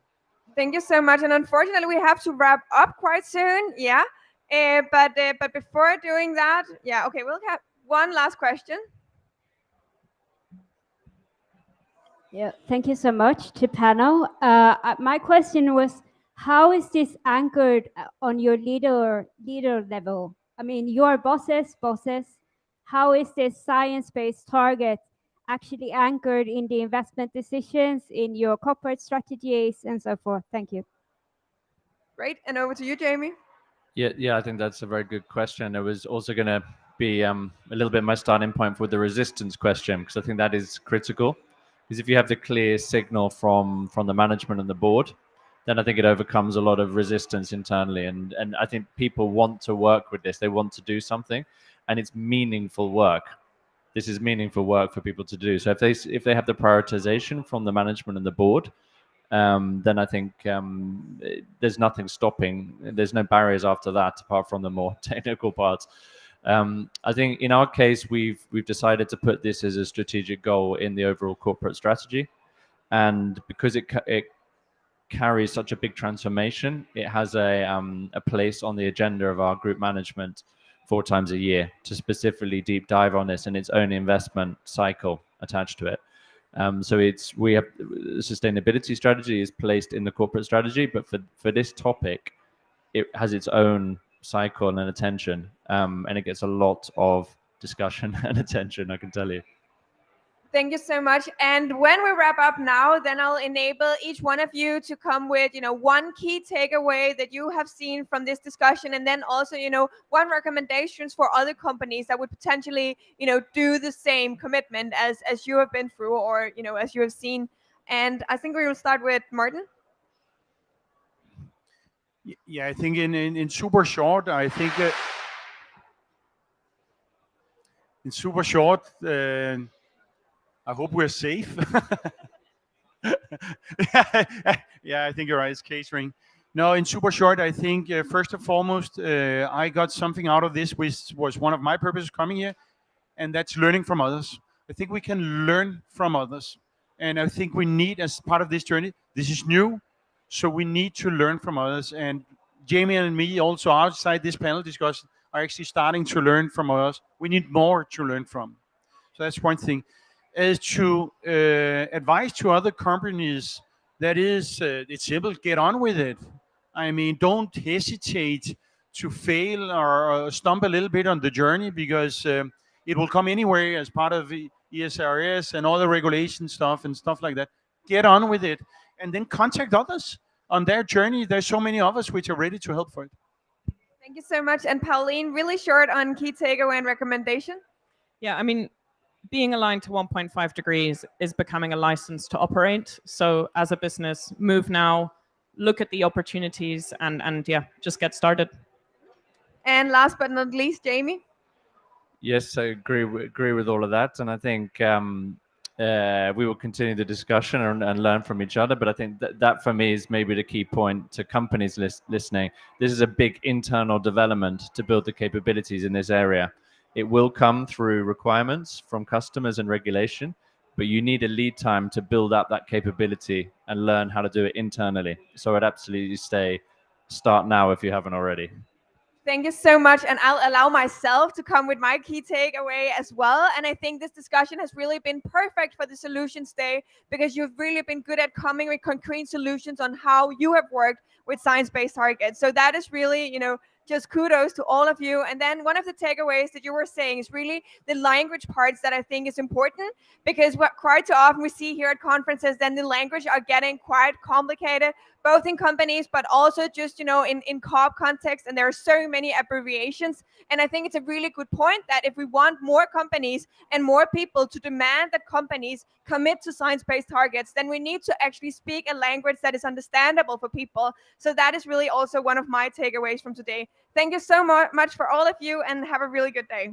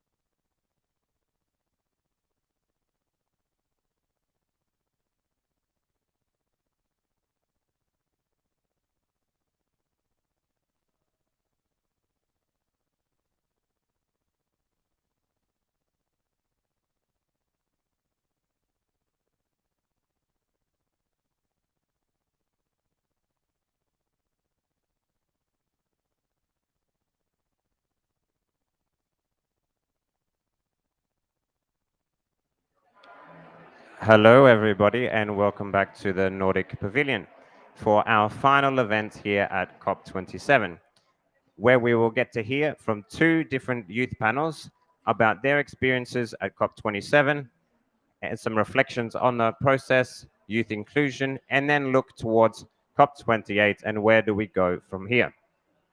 So, as I said, we will have two panels. One of our speakers is still on the way, but I would like to start by introducing Elise Siedendal, climate activist and member of the Danish Youth Climate Council.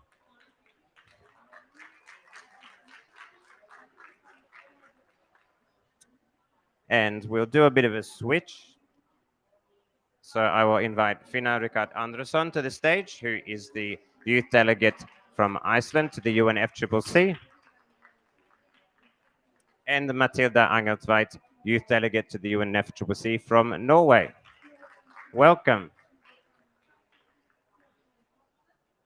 So you've all been at COP for the full period of time. And we had Elise and Matilda in our first event at the opening ceremony where we talked about our hopes for the conference.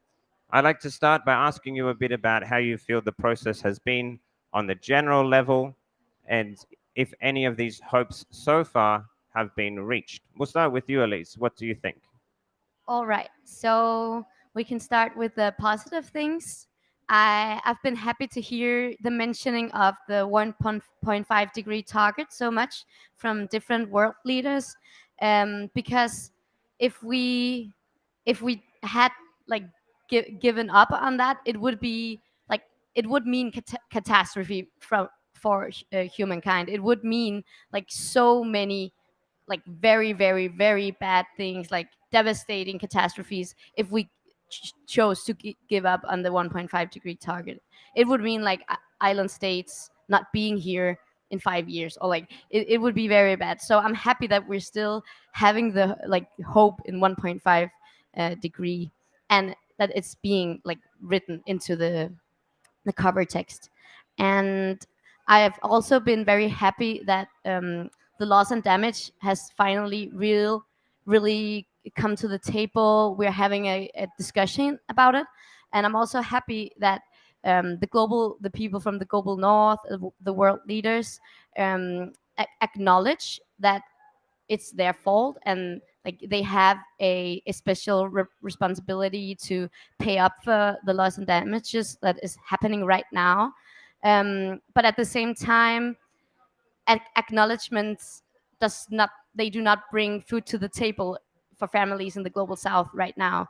And empty words, like you cannot pay bills with empty words. Like we have to see the money, and that is what I'm still like very very frustrated about, that they have not chosen to write in, like establish this facilitation, like bring the like write the bills, like write the money, like, and we need to see them still, and that's very bad. And I've just very quickly looked on the cover text, and I see that they haven't mentioned all fossil fuels. They haven't mentioned gas and oil, and that is very very weird to me, because we all know that's what's causing the climate crisis right now. So I think it's this weird game, like why is it even important? We know it, but for some I can feel like it is very important that it's there, and that's why it's also very bad that it isn't there. So I'm very disappointed about that, the fossil fuels. Thanks, Elise. And definitely an interesting space to watch what will happen over the coming days and if this finance can be found. I'll cross to you now, Matilda. You were also a part of our opening panel where you talked about your hopes for the conference. How has that progressed? Are you satisfied? Where do we need more work? Yeah, I think it would be it would be exaggerating saying that I'm satisfied, but I think we also have high expectations as youth. But I think some of my fears have not played out as we feared. So I was very worried that the US-China collaboration would continue to like not happen or not talk together. They have talked a little bit together, so that's progress. I was also worried about the war in Ukraine and the effect that would have on on this conference. You know, we could argue because it has not been very visible here, the war in Ukraine, and maybe that's a bad thing as well. Like, have we forgotten about it, or is it not taking a big part of the international stage anymore, which is bad in itself? But it's also good that we can actually, that it doesn't stop the progress on climate, you know, because we can't afford anything to stop the progress on climate cooperation. So that's a good thing as well. And then I think it, or at least for me, it has been very clear that the climate catastrophes that we've seen lately in Pakistan, in Somalia, all over these places, I feel like they have, and also like small island states and so on, I feel like they've gotten quite the stage, and it's been very clear for everyone the consequences of climate on this COP, I think. So that's a good thing. I feel like there's an acknowledgement and an understanding of the severe consequences. But then again, there's not really been any. I feel like this has been an okay conference. You know, it hasn't been disastrous, but there also hasn't really happened a lot of really great things. And you know, the whole of the world only meets once a year in these climate conferences, right? To make big decisions, and each day counts when it comes to climate, the climate fight. So each conference needs to be super great in order for it to be sufficient, and this has not been a super great conference. Things take way too long, and there's way too many blocker states still. We have some days left, or at least one day, and then we'll see how much overtime we go. But so yeah, there's a lot of work left, and things has progressed way too slow. Thank you, Matilda. Finna, I know that you've been busy this morning looking at this cover decision template that has been circulating, which Elise also commented on briefly. I'd be curious to hear your thoughts on how you feel that that is meeting your expectations. Of course, this will be revised and edited, but what's your initial reaction to the cover decision? Yeah, thank you. Nice to see everyone here. Yeah, I came here with my expectations not too high, recognizing the fact that we do only meet once a year for 2 weeks, recognizing that it is a party-driven process. We have 195 countries coming together on a consensus-based approach. We will never get the results that we want from here. The ambition levels will never reach the sufficient level through this process alone. So I think that's also important to recognize that we have to manage our expectations for this, as this is not the sole solution. We need to figure out other processes that can bridge this ambition gap, because the entire ambition gap will not be bridged here. Yeah, I agree with what you said. There are some positive notes. I'm very happy that loss and damage is finally on the agenda. It's a big step, despite not making too much progress on the actual outcomes yet. And at first, I was very skeptical and rather scared that mitigation would drop off the agenda, which it seemed to do for the first week. But then once the ministerial roundtable on the mitigation ambition began, the talk of 1.5 and the mitigation ambition really shot back up. So that's a positive note as well. And I feel like that's been reflected in the cover decision draft for now. But yeah, coming to the draft text that we have currently, it's a nice text. It reads nicely. It's a lot of cool bullet points, but they all say acknowledging or recall or noting, which doesn't mean anything. You know, it's important to recognize the science, and the cover decision draft text does that. They recognize the emission gaps, the finance gaps, and the inequalities, and the fact that we urgently need to do more. But it's very limited in terms of the frameworks that we're going to use to actually bridge those gaps. So I'd love to see the cover decision text more ambitious, but I'm also not very hopeful that it will be. So I think my main point from this is what I said first, recognizing that this is not the end solution. This is only the global framework, and then the implementation has to come back home. So calling this an implementation COP is a bit counterintuitive to me, because the implementation doesn't happen here. It happens once we take the text and the decision back home. Yes, of course. Last year in the cover decision at Glasgow, we initially saw the inclusion of a coal phase out, which changed to a phase down of unabated coal. This year, we've seen that same language again about a phase down of coal. We haven't seen the mention of other fossil fuels, but we have seen the inclusion of an acknowledgement of the global North carbon budget, and how there should be a carbon neutrality in the global north by 2030. Is this something that you think we might stay in the text on Friday night, Saturday night, or what are your thoughts for how that might develop, I suppose? I'll start with you, Fina, because I know you've been looking at it, but of course, other comments, Matilda and Elise. Any reflection on maybe some of these last minute word changes? Will we be able to get in all fossil fuels, or will it just be phased down of unabated coal again? What do you think? Yeah, I think again recognizing that it's a draft text. So as you mentioned, multiple things in there that will be very problematic for some parties, especially this. The responsibilities when it comes to emission reductions of the global north, calling for them to be carbon neutral by 2030. They'll never allow that to be in the final decision. So I think it's good that it's in the draft. It does put the pressure on the global north, even if the text isn't accepted in the end. But yeah, it's a pity that we don't recognize the fact that the global north and the global north countries themselves don't recognize that they're not doing enough. So yeah, unfortunately, it probably won't stay in the text. Any comments to that, Elise or Matilda also?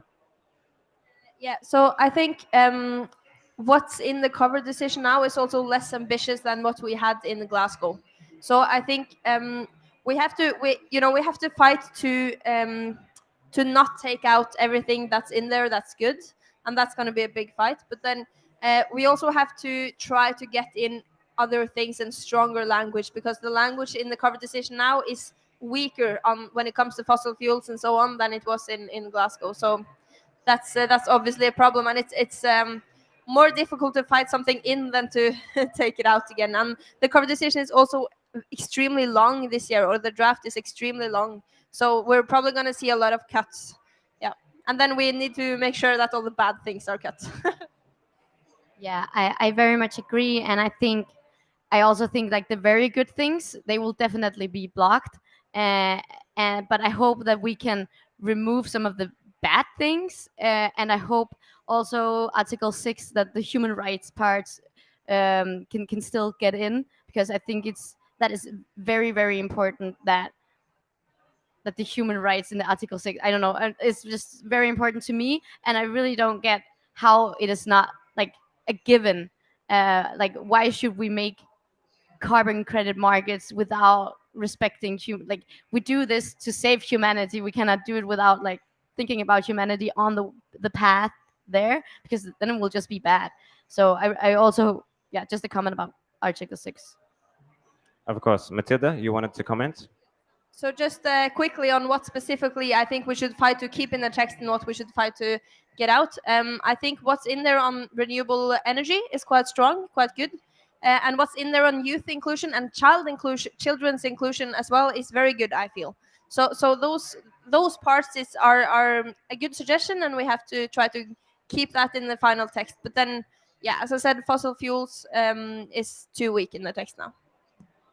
Thank you. And yes, youth inclusion, a very important part of that process, and that's been a priority also for us here at the Nordic Pavilion. That's why our concluding event is also with these two youth panels. But how do you feel that youth inclusion has been incorporated throughout the negotiations thus far, both in the negotiations room, but also in the pavilions and the side event space? This is obviously a priority for us here, but do you feel like you've been well met outside of the pavilion in the negotiations or at other events happening? Would anyone like to start? Yeah, I can start. As the Icelandic youth delegate, I'm in a very privileged position. I'm a part of the Icelandic delegation, so I get to stay at the same hotel, have breakfast with them, travel to the venue with them, have some closed meetings with them. So the information flow from them to me is quite good, and I really value that. And it's important that I am aware of everything that's going on their opinions, their stance, for me to be able to formulate my own opinion or how I get the views of Icelandic young people across to the delegation. But we don't have much more than that. There's information flow, but there's no weight in the decision making. And I feel like we also at these COPs sometimes get lost in the youth discussion, saying that we need youth delegates negotiating for the countries. But I think we rather need young people participating in the decision-making processes back home, because the delegations that are here are reflecting what their national government's interests are, and all we can do as youth negotiators is reflect those political views and policies. So putting more of an emphasis on youth inclusion in the decision-making processes domestically is a really important step that I think we really need to keep up the discussion on. My situation is quite similar to Finnur. For myself, I feel like inclusion has been quite good. I feel heard, and I feel like the communication also has been quite smooth. But what one of the things I've really noticed while I'm here is how big the difference is just from country to country. So I think that we have a long way left to go. But I think so. You have this like some countries don't even have youth delegates at all, or many countries don't have. So that's something we have to work for in itself. But then also, as Finn started talking about, like having strong youth movements in your country has a lot to say, and them also being able to send observers to this conference is crucial, because observers are more free to partake in actions and so on, and that's really important as well, that you get that more direct activistic pressure from young people. So I think it's a long way to go for many countries, and also just when it comes to stable finance for youth organizations, for youth inclusion here at COP, and also predictability. Like there's been some people coming here who didn't know whether they would be able to go or not just a few weeks before, and then you're not really able to prepare. You're not really able to come here on the same premise that the adults come here on, and that the negotiators and so on and adult organizations, they have then a much bigger chance to prepare themselves and be more efficient when they are here. So I think finance, predictability, building strong youth movements at home as well is very important.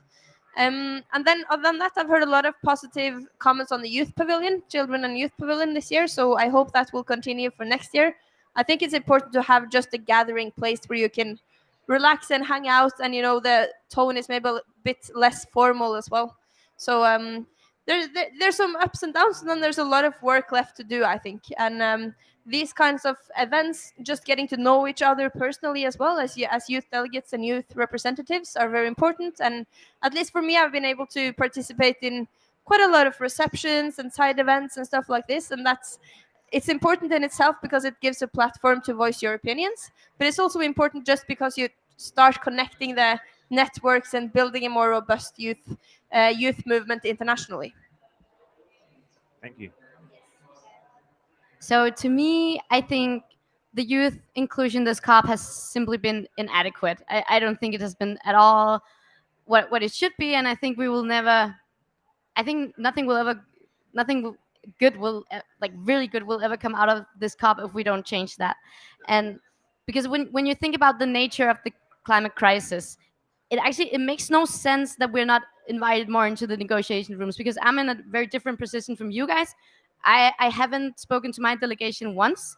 Maybe we also don't have a government right now in Denmark, so it's also something a bit weird right now. But still, we still have like negotiators and stuff, and they haven't asked me once like, what do you think? And when I speak to people at the youth pavilion, they're also like, we've given up on trying to affect like the negotiation processes. We're here to network. We're here to like, they use COP for something else. They've given up on like the UN process things, but I have not actually. I have not given up on like affecting like young people, affecting the actual outcomes, like the negotiation processes. But I just think we need a change of structure, like fundamentally. And I don't know if that sounds like controversial, but it does not to me, because I just think it makes no sense the way we're doing it right now. There's something fundamentally wrong about making politics about someone else, and I think that's what's happening right now. Because these politics being made right now, they're not going to affect the world leaders. Like, they're not. They're going to affect the young people and the vulnerable countries that are suffering from the weather changes right now. And so the consequences of these negotiations, they will mainly affect like me, the young people, and the vulnerable countries. So it will of course also affect like the fossil fuel industry. They will lose money if we do it like the right way, but we will lose like stable ecosystems. We will lose lives. It's you cannot compare it. And of course, like, yeah, we need energy. We need to listen to the energy sector, but we need green energy. We need to listen to the green companies, not like the fossil fuels companies. I don't get why they're here. They're not a part of the solution, but we are. So I think, yeah, we should not only have access to the negotiation rooms, but I think we should also like be like not only have access to the power, but also like be the people in power. Like the countries, they can block things. They can be like, no, we don't want this. We're not gonna like veto that. But the young people, like, it's our future, but we cannot do that. And when I speak to young people from other countries, we want the like overall, we want the same things. We dream of the same future. We're actually like we're very united. But we cannot. But just because we're not a country, we cannot like block, the negotiation texts. And I also think we should like do a lot of work of like instead of like we have to understand the very technical way of speaking, they should also like adapt to us, like make it easy for us because we can still have opinions. Actually, it's very simple. Like the climate crisis, we do have the solutions, we know what's wrong. It's just about like who and how much, like the implementation, and we can do that still. So okay, very fast. So if we keep doing the same things, we keep having the same inadequate results. So we have to do something different, and that includes youth involvement, meaningful. Thank you. I can see, Fina, you wanted to make a comment on that. We're soon going to change over to our next panel. So, but Fina, first, what would you like to comment? Yeah, thank you. Yeah, I just want to build up on this, what you've just been saying, and what I mentioned earlier about youth participating in the decision-making process. Just throwing two possible solutions out there. The first one is something that Frans Timmermans, the Vice President of the European Commission, mentioned in a meeting with young people a few days ago. And it's simply reducing the voting age down to 16 years old. As you mentioned, the climate crisis will have the most impact on young people. So young people should have more say in what is being done to tackle it and what's being done to shape our future. And seeing as the Nordic countries, we're in the Nordic Pavilion, and the Nordic countries have said themselves that they want to be leading when it comes to the climate crisis or tackling the climate crisis. They want to be the most just, the most integrated region. So I think that the Nordic countries really should have an honest and open discussion about if they actually want to implement this lowering of the voting age down to 16 years old and lead on a global scale and maybe push for it in other areas. So that's one example. And the second example is having youth climate councils. So I know Denmark has a youth climate council, and lots of other European countries have youth climate councils, obviously with different capacities and power. But I think just giving young people that space and the capacity to have discussions among themselves on a policy level and have the possibility to formulate and propose legislations that then go into discussion among the politicians in power is also something that could be really powerful for the Nordic countries, all of them, to integrate and collaborate on. Thank you, Fina, and thank you for that nice segue into solutions, because that was going to be my final ask of you all. Today is, of course, Solutions Day as the presidency theme here at COP27. We also have that focus here at the Nordic Pavilion on solutions this year. So I wanted to ask you all, we have some pieces of paper here that say solutions on them, or the hashtag solutions, and I would like you to write down one solution. Fina, maybe you can give us a new one on this piece of paper. Whilst our panelists are doing that, I'm also going to ask the audience to do that. You also have these papers in front of you, and hopefully we can find a pen or two or share. And I'd like us all, including our panelists for the next panel, we will also ask to hear about your solutions. So take a minute, one solution for how you think we can progress with action on climate. And for those of you listening online, you can also have a quiet moment and reflect what your one solution is. So I'll leave us there for 30 seconds or so. Have a think, or have a chat with the person next to you, or wherever you may be. And then we'll have an opportunity later to listen to some of these solutions as well.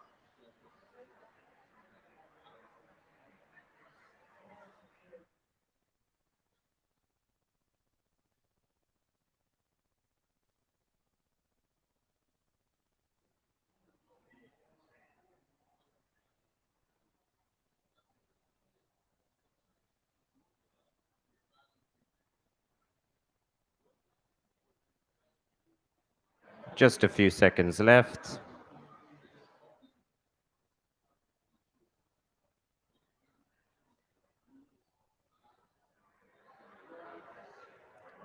Great. Are our panelists ready?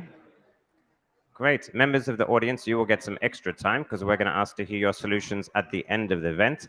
But first, we're going to have a listen to our panelists. Matilda, would you like to get us kicked off?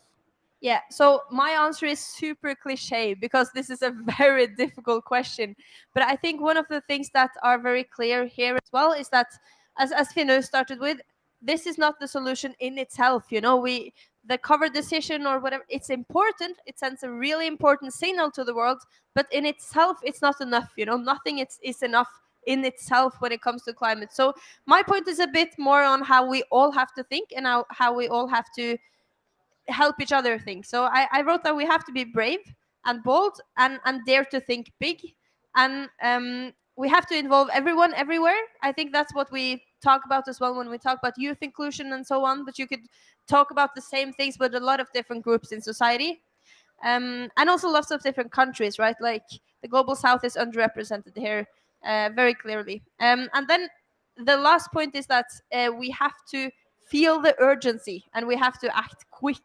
And that's it's for, I think we have to feel the urgency in ourselves, and we have to make it very clear to our decision makers as well. So my point was more on like how we should think and how we should try to progress this climate movement. But you know, there's not one simple answer to this question. Thank you, Matilda. Finno, would you like to continue? My solution is simply collaboration. I think we need to collectively collaborate to bring the texts from this COP back to our home countries, collaborate to hold our governments accountable to do what they promised to do, and go even further than that.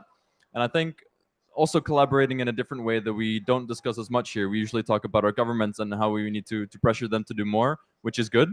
But I think we also need to open our narrative and be a bit more positive, bringing those on board who are not currently on board, including the private sector and then various groups in society. So collaborating with those who have the power to make the change that we individually or as young people don't have, or even our governments have. So collaborating and being more honest and constructive is my one solution. Yeah.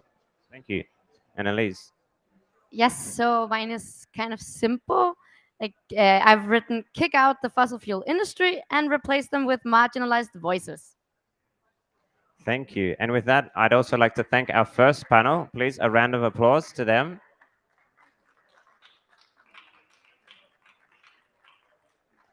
And then I'd like to invite our second panel up to the stage. So please make welcome, firstly, Alicia Maldonado from the Climate Youth Negotiation Program. Just grab a seat here, Alicia.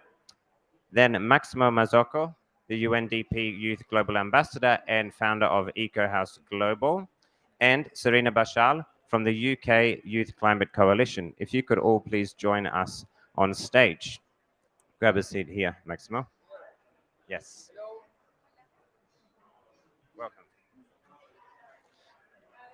So now we've heard some solutions. I'd like to hear your thoughts to our new panel. What are your solutions for what our next steps on climate action should be? Is there anyone who would like to get us started? So one solution. Alicia, would you like to start?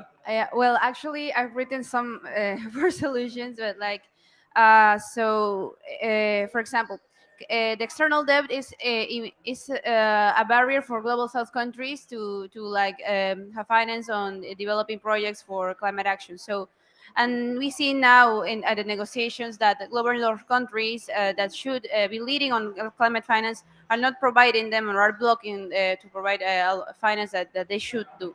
So solution would be to make this external debt climate finance, like to kind of reducing or canceling external debt and making it climate finance, so that this would allow global south countries to cope with the climate impacts they're already having. Also, we need to, or by now, we are in a climate emergency, so we cannot be still with non-legally binding instruments. We need to have a legally binding instrument, for example, the fossil fuel non-proliferation treaty. It should be taken seriously, and we should be like acting as, I mean, we are in an emergency. It's just as COVID. We need very drastic solutions to cope accordingly with this problem. Otherwise, many people and all ecosystems are going to die. Also, redesign the finance institutions and multilateral finance institutions such as the IMF, the World Bank, the World Trade Organization, to work for the Paris Agreement rather than against it and against global health. So that, I mean, we need to be very, very critical of the role during all these decades and how it has contributed to more pollution, more consumerism, lifestyles that are not sustainable. So we need to redesign it and because like the solutions are multilateral, like not of a single country. I mean, we need a global solution that that makes like provides equity for all of us. And finally, another solution that we need to avoid this green transition become green capitalism. Actually, we don't need capitalism at all because this is what brought us here, and it's terrible that sometimes private institutions are want to make profit out of the green transition. Like, we are not here for the profit. We need renewables, but we need it with a just transition as well, respecting the communities where, for example, elements such as lithium are. Yeah, I'm sorry if I took too long. No, thank you for sharing, Alicia. Serena, would you like to continue? What is your one solution? Okay, so my solution, I always give the same one, and it's more of an indirect solution, I think, but it would be youth participation in the process and in every single process that is a direct solution. So like the finances solutions and the energy and gender and everything, I think should be based around the core ideas of youth participation, because a few different reasons. One is that, of course, it's this idea of equity and justice and climate justice and fairness, in the sense that it's our futures that are that these discussions are being centered around. And so, of course, if it's the future of this group of people, then this group of people should be in this conversation. It only makes sense. But then also, from another angle as well, is that youth, just by being a bit newer to this world and just being on the planet for less time, can bring more fresh ideas and just be a bit more innovative as well with the ideas, so that when it comes to having these conversations around those more direct solutions about certain policy thematics, then maybe the young people who haven't been discussing this for years and years, who haven't become jaded or haven't been discussing this same one idea for 20 years, they can come in with a brand new idea or a new angle, or like just a new perspective that I think can move things forward in a more creative way, or maybe a slightly different direction that maybe works a bit better. That would be my answer. Thank you. And Maximo, your one solution, what would that be? Oh, here. You can hear me? Hi, how are you? Many of us believe that there is more than one way of doing things right. I always believe that the environmental, climate, ecological problem, it starts in an economical problem, how we manage our economy. So I would say, stepping a little bit in what you were talking about, I come from a country where half of the population is poor, for example. We owe money to the global north. And they and we ask of our country to do a incredible change in so many years, a huge transformation that will literally change the way we live in every sector, when we don't even have right now the basis to support half of our country, and the other half is trying every day, more or less, to subsist, to exist, no?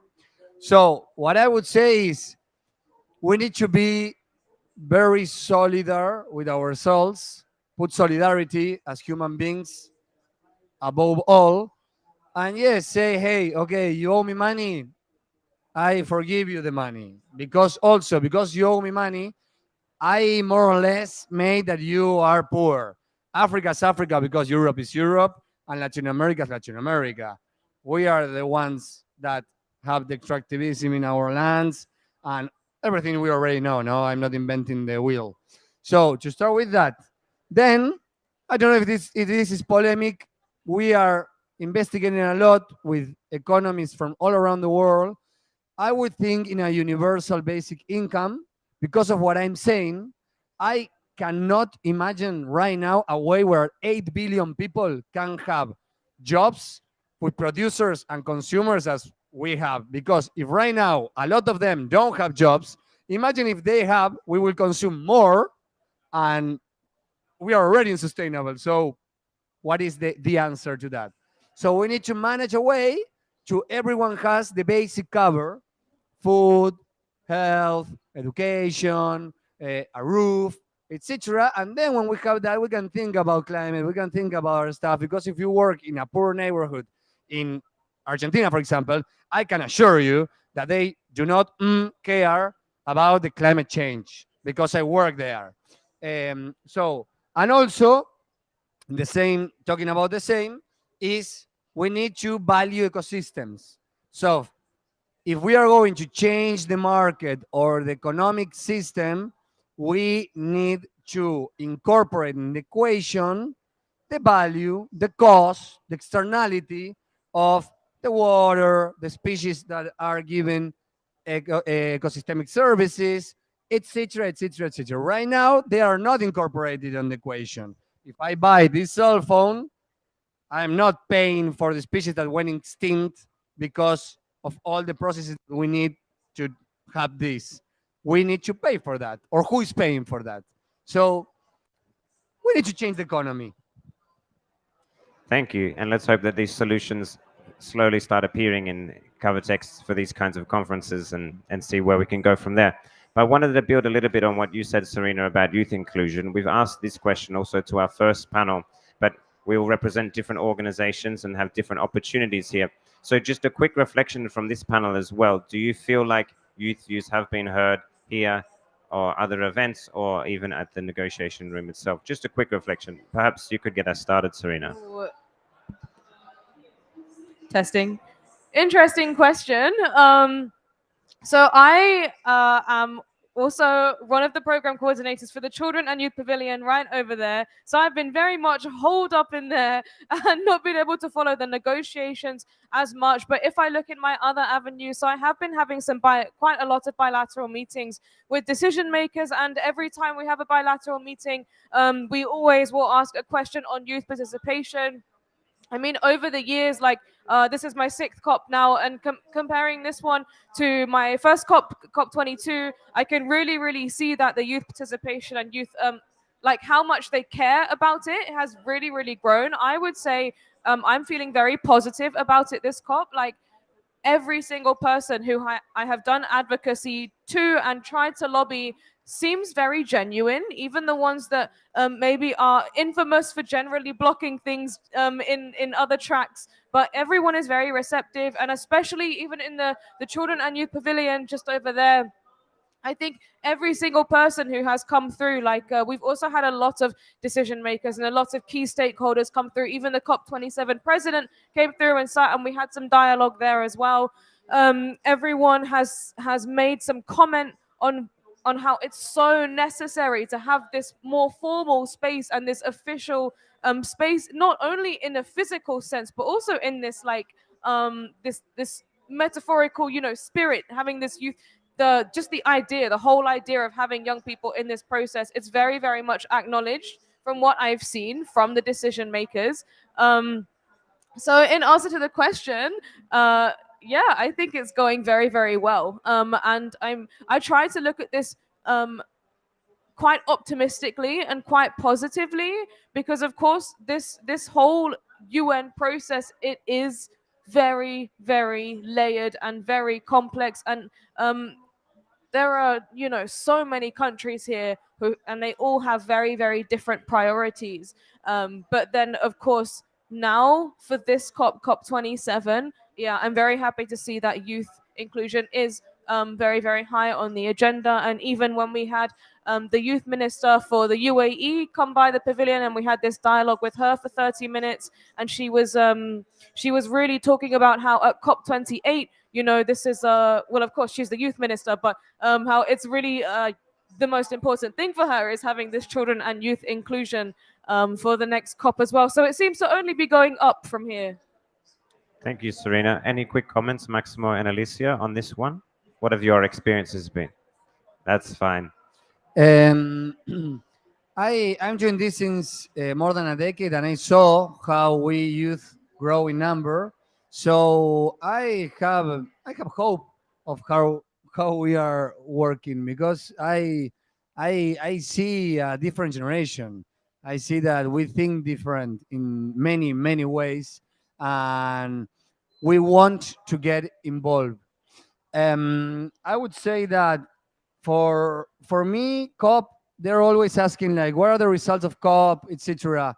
And for me, it's connection, because we are not inside the negotiations deciding everything, but here in the outside, we are connecting, we are empowering ourselves, we are working in the between COPs. It's not what happens in 15 days, because here we get so energized, so motivated with ourselves. We get new projects, new networks, new ideas, new whatever. Then during the year, we materialize that. And every COP, we come with more. We are like more in many ways. I've seen this, especially in the last 3 COPs. So just a little bit of hope, because if not, everything is crazy and okay.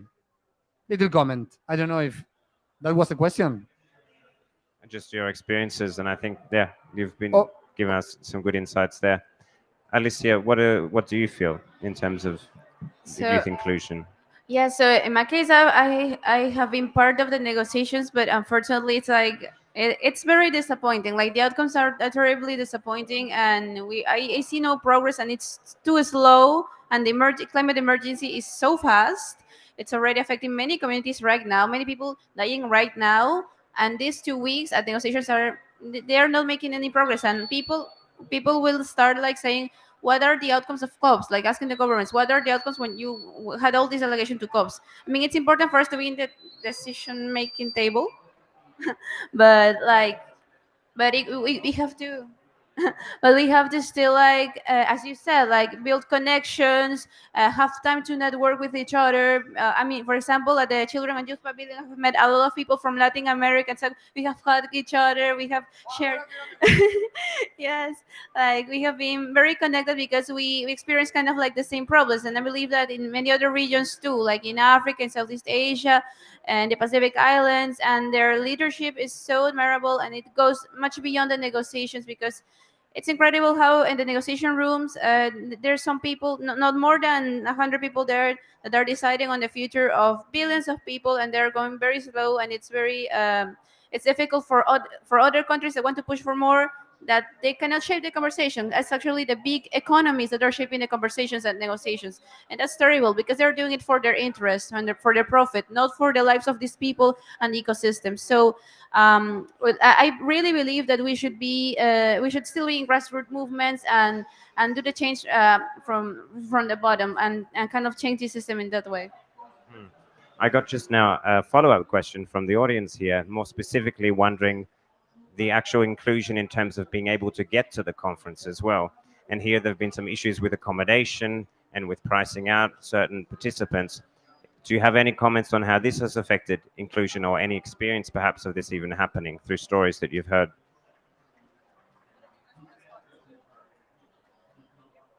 In regards to inclusion and accommodation, all that. Okay, so I believe I don't understand why COPs are in very expensive places. So that's sense to start, because like many vulnerable people, communities, in this case we're speaking about young people, need to be here, need to be heard, but it's like some places are very inaccessible financially, and also in regards to accommodation, we have seen very expensive accommodations, and I'm in a hotel that was subsidized for young people, and we have received very terrible experiences there, and I had one terrible personal experience, because I got checked in like more than a day after we arrived, and it was and like the organizers did everything for us to make us feel very comfortable, but just like the accommodation, like the logistics, didn't work well there, and it was a shame because mainly youth activists were affected in this hotel. And it's not possible that, because it's already very expensive to travel here from different parts of the world and do this, and like take time off of your job or of your studies to be here and receive this type of treatment is not, it's simply not fair. I believe that if we were ministers or high level people, this would never happen to us. So that's very terrible. And yes, but I really believe that COPs should be made accessible for any vulnerable communities that want to come. And it's already very expensive, it takes a lot of time. But it's like, let's make like the COPs accessible, not for businessmen, but like for everyone, as it should be. Thank you, Alicia. Did either of you want to share a word on this one as well? Okay. First, I would like to thank all the people that was involved in the organization, because I know that we have a lot of things to say, probably critics, but a lot, they are human beings, and working in this huge event probably took, I don't know how many amounts of hours for every person that is here, cleaning the bathroom, working in the kitchen, etc. So I want to say that thanks. Apart from that, bad. The organization, bad. If we are talking about one of the biggest events in the world, we come here to discuss the present and future of the I don't know, the human beings and the other beings. No, I didn't have lunch the first 4 days because I couldn't. There was no options. I'm a vegan, for example. No options for me. Lines of an hour. I had to be in a panel. I had to be in a meeting. I had to do a lot of stuff. No water. I have my water. Where I charge my water? Where? There should be a lot of places to charge my water. I have to look all around to see where I can find water. Apart from that, inclusion for youth, so expensive. Do you think that we have $10,000 to come to Egypt to discuss the present and future of the world? No. And how much money do you spend in these kind of events? There should be a specific fund for youth of all around the world to come, and not here to be 200, 500. We should be more youth than non-youth here in this event, because we are talking about us, what we are going to inherit. So about inclusion, we can talk many things. I believe there are hundreds of articles. So thank for the people that work. I think we could be better. We can do it better. That's why we are more than 190 countries. So ask for help if you don't know how to organize more or less some of this stuff. And well, that I slept in the floor 3 days. And I'm here, and I think that when I talk with the decision makers, they don't sleep in the floor. So I believe that we can have bets also. I don't know. Thanks for sharing. Serena, did you want to comment as well?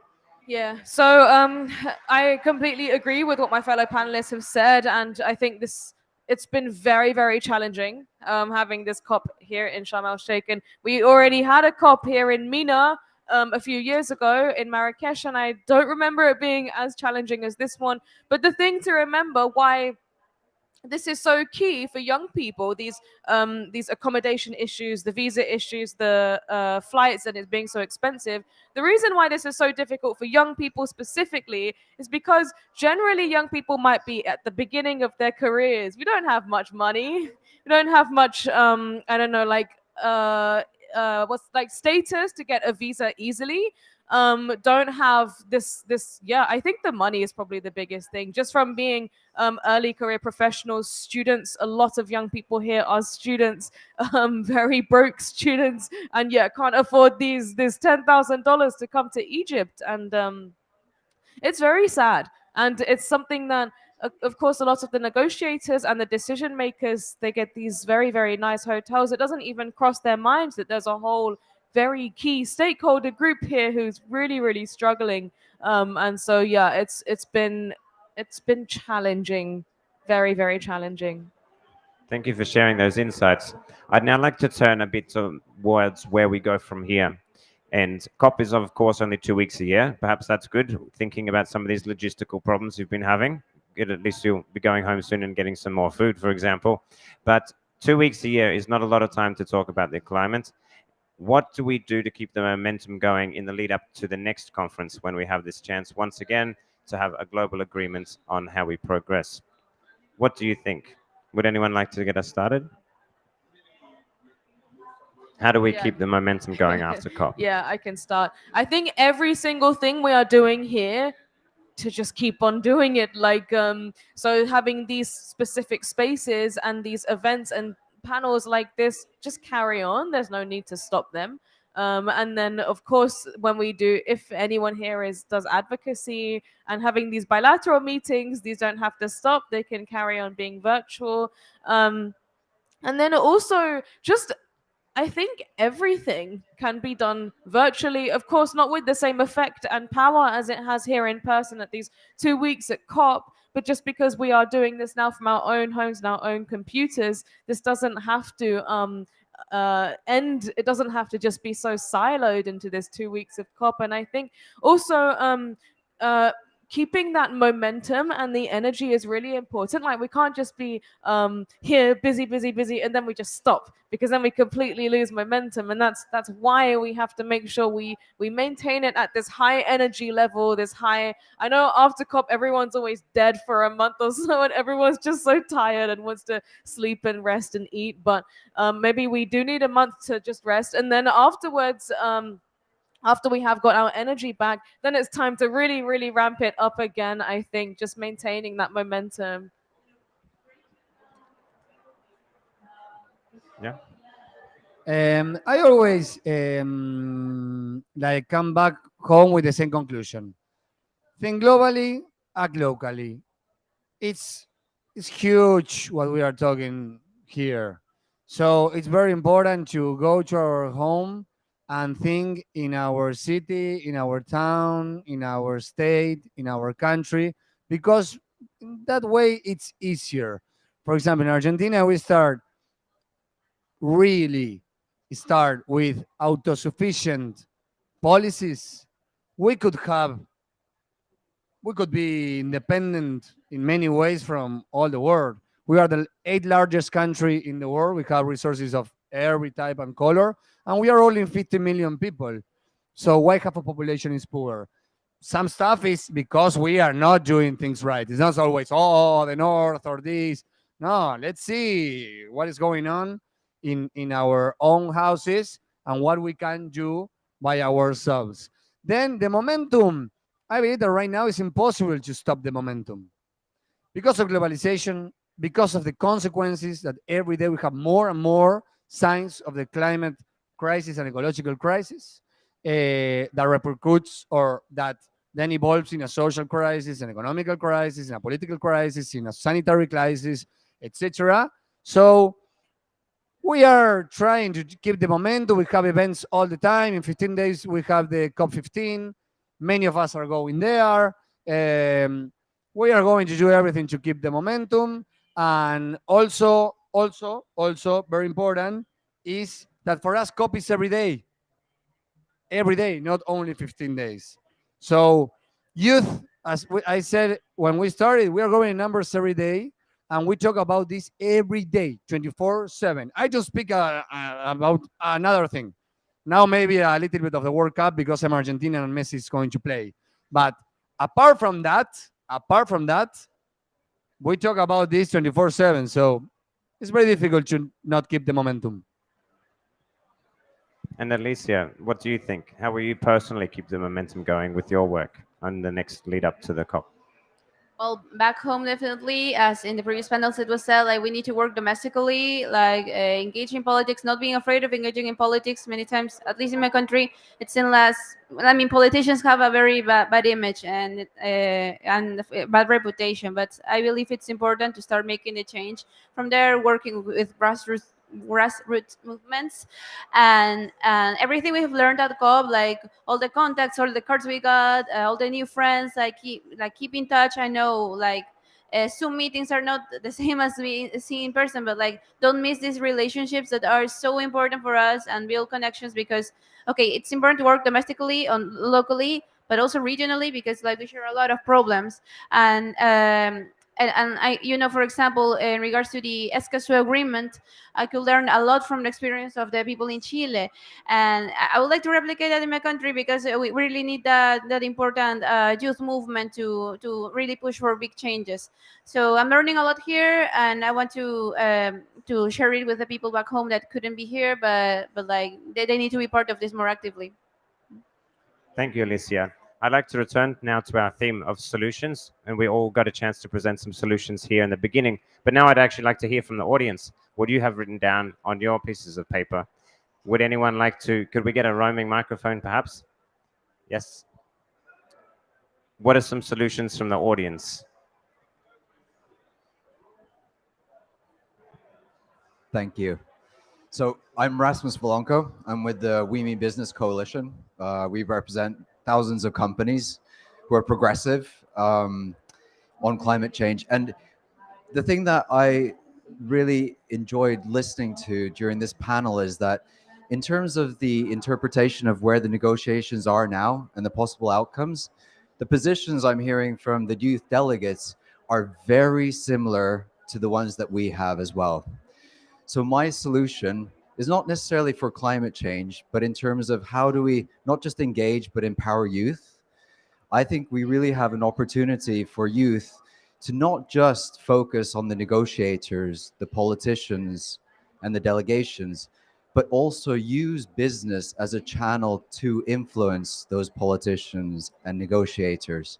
So I really think that we have an opportunity going into COP28 where we can have youth much more integrated with some of the business delegations to be able to find another channel to influence, essentially.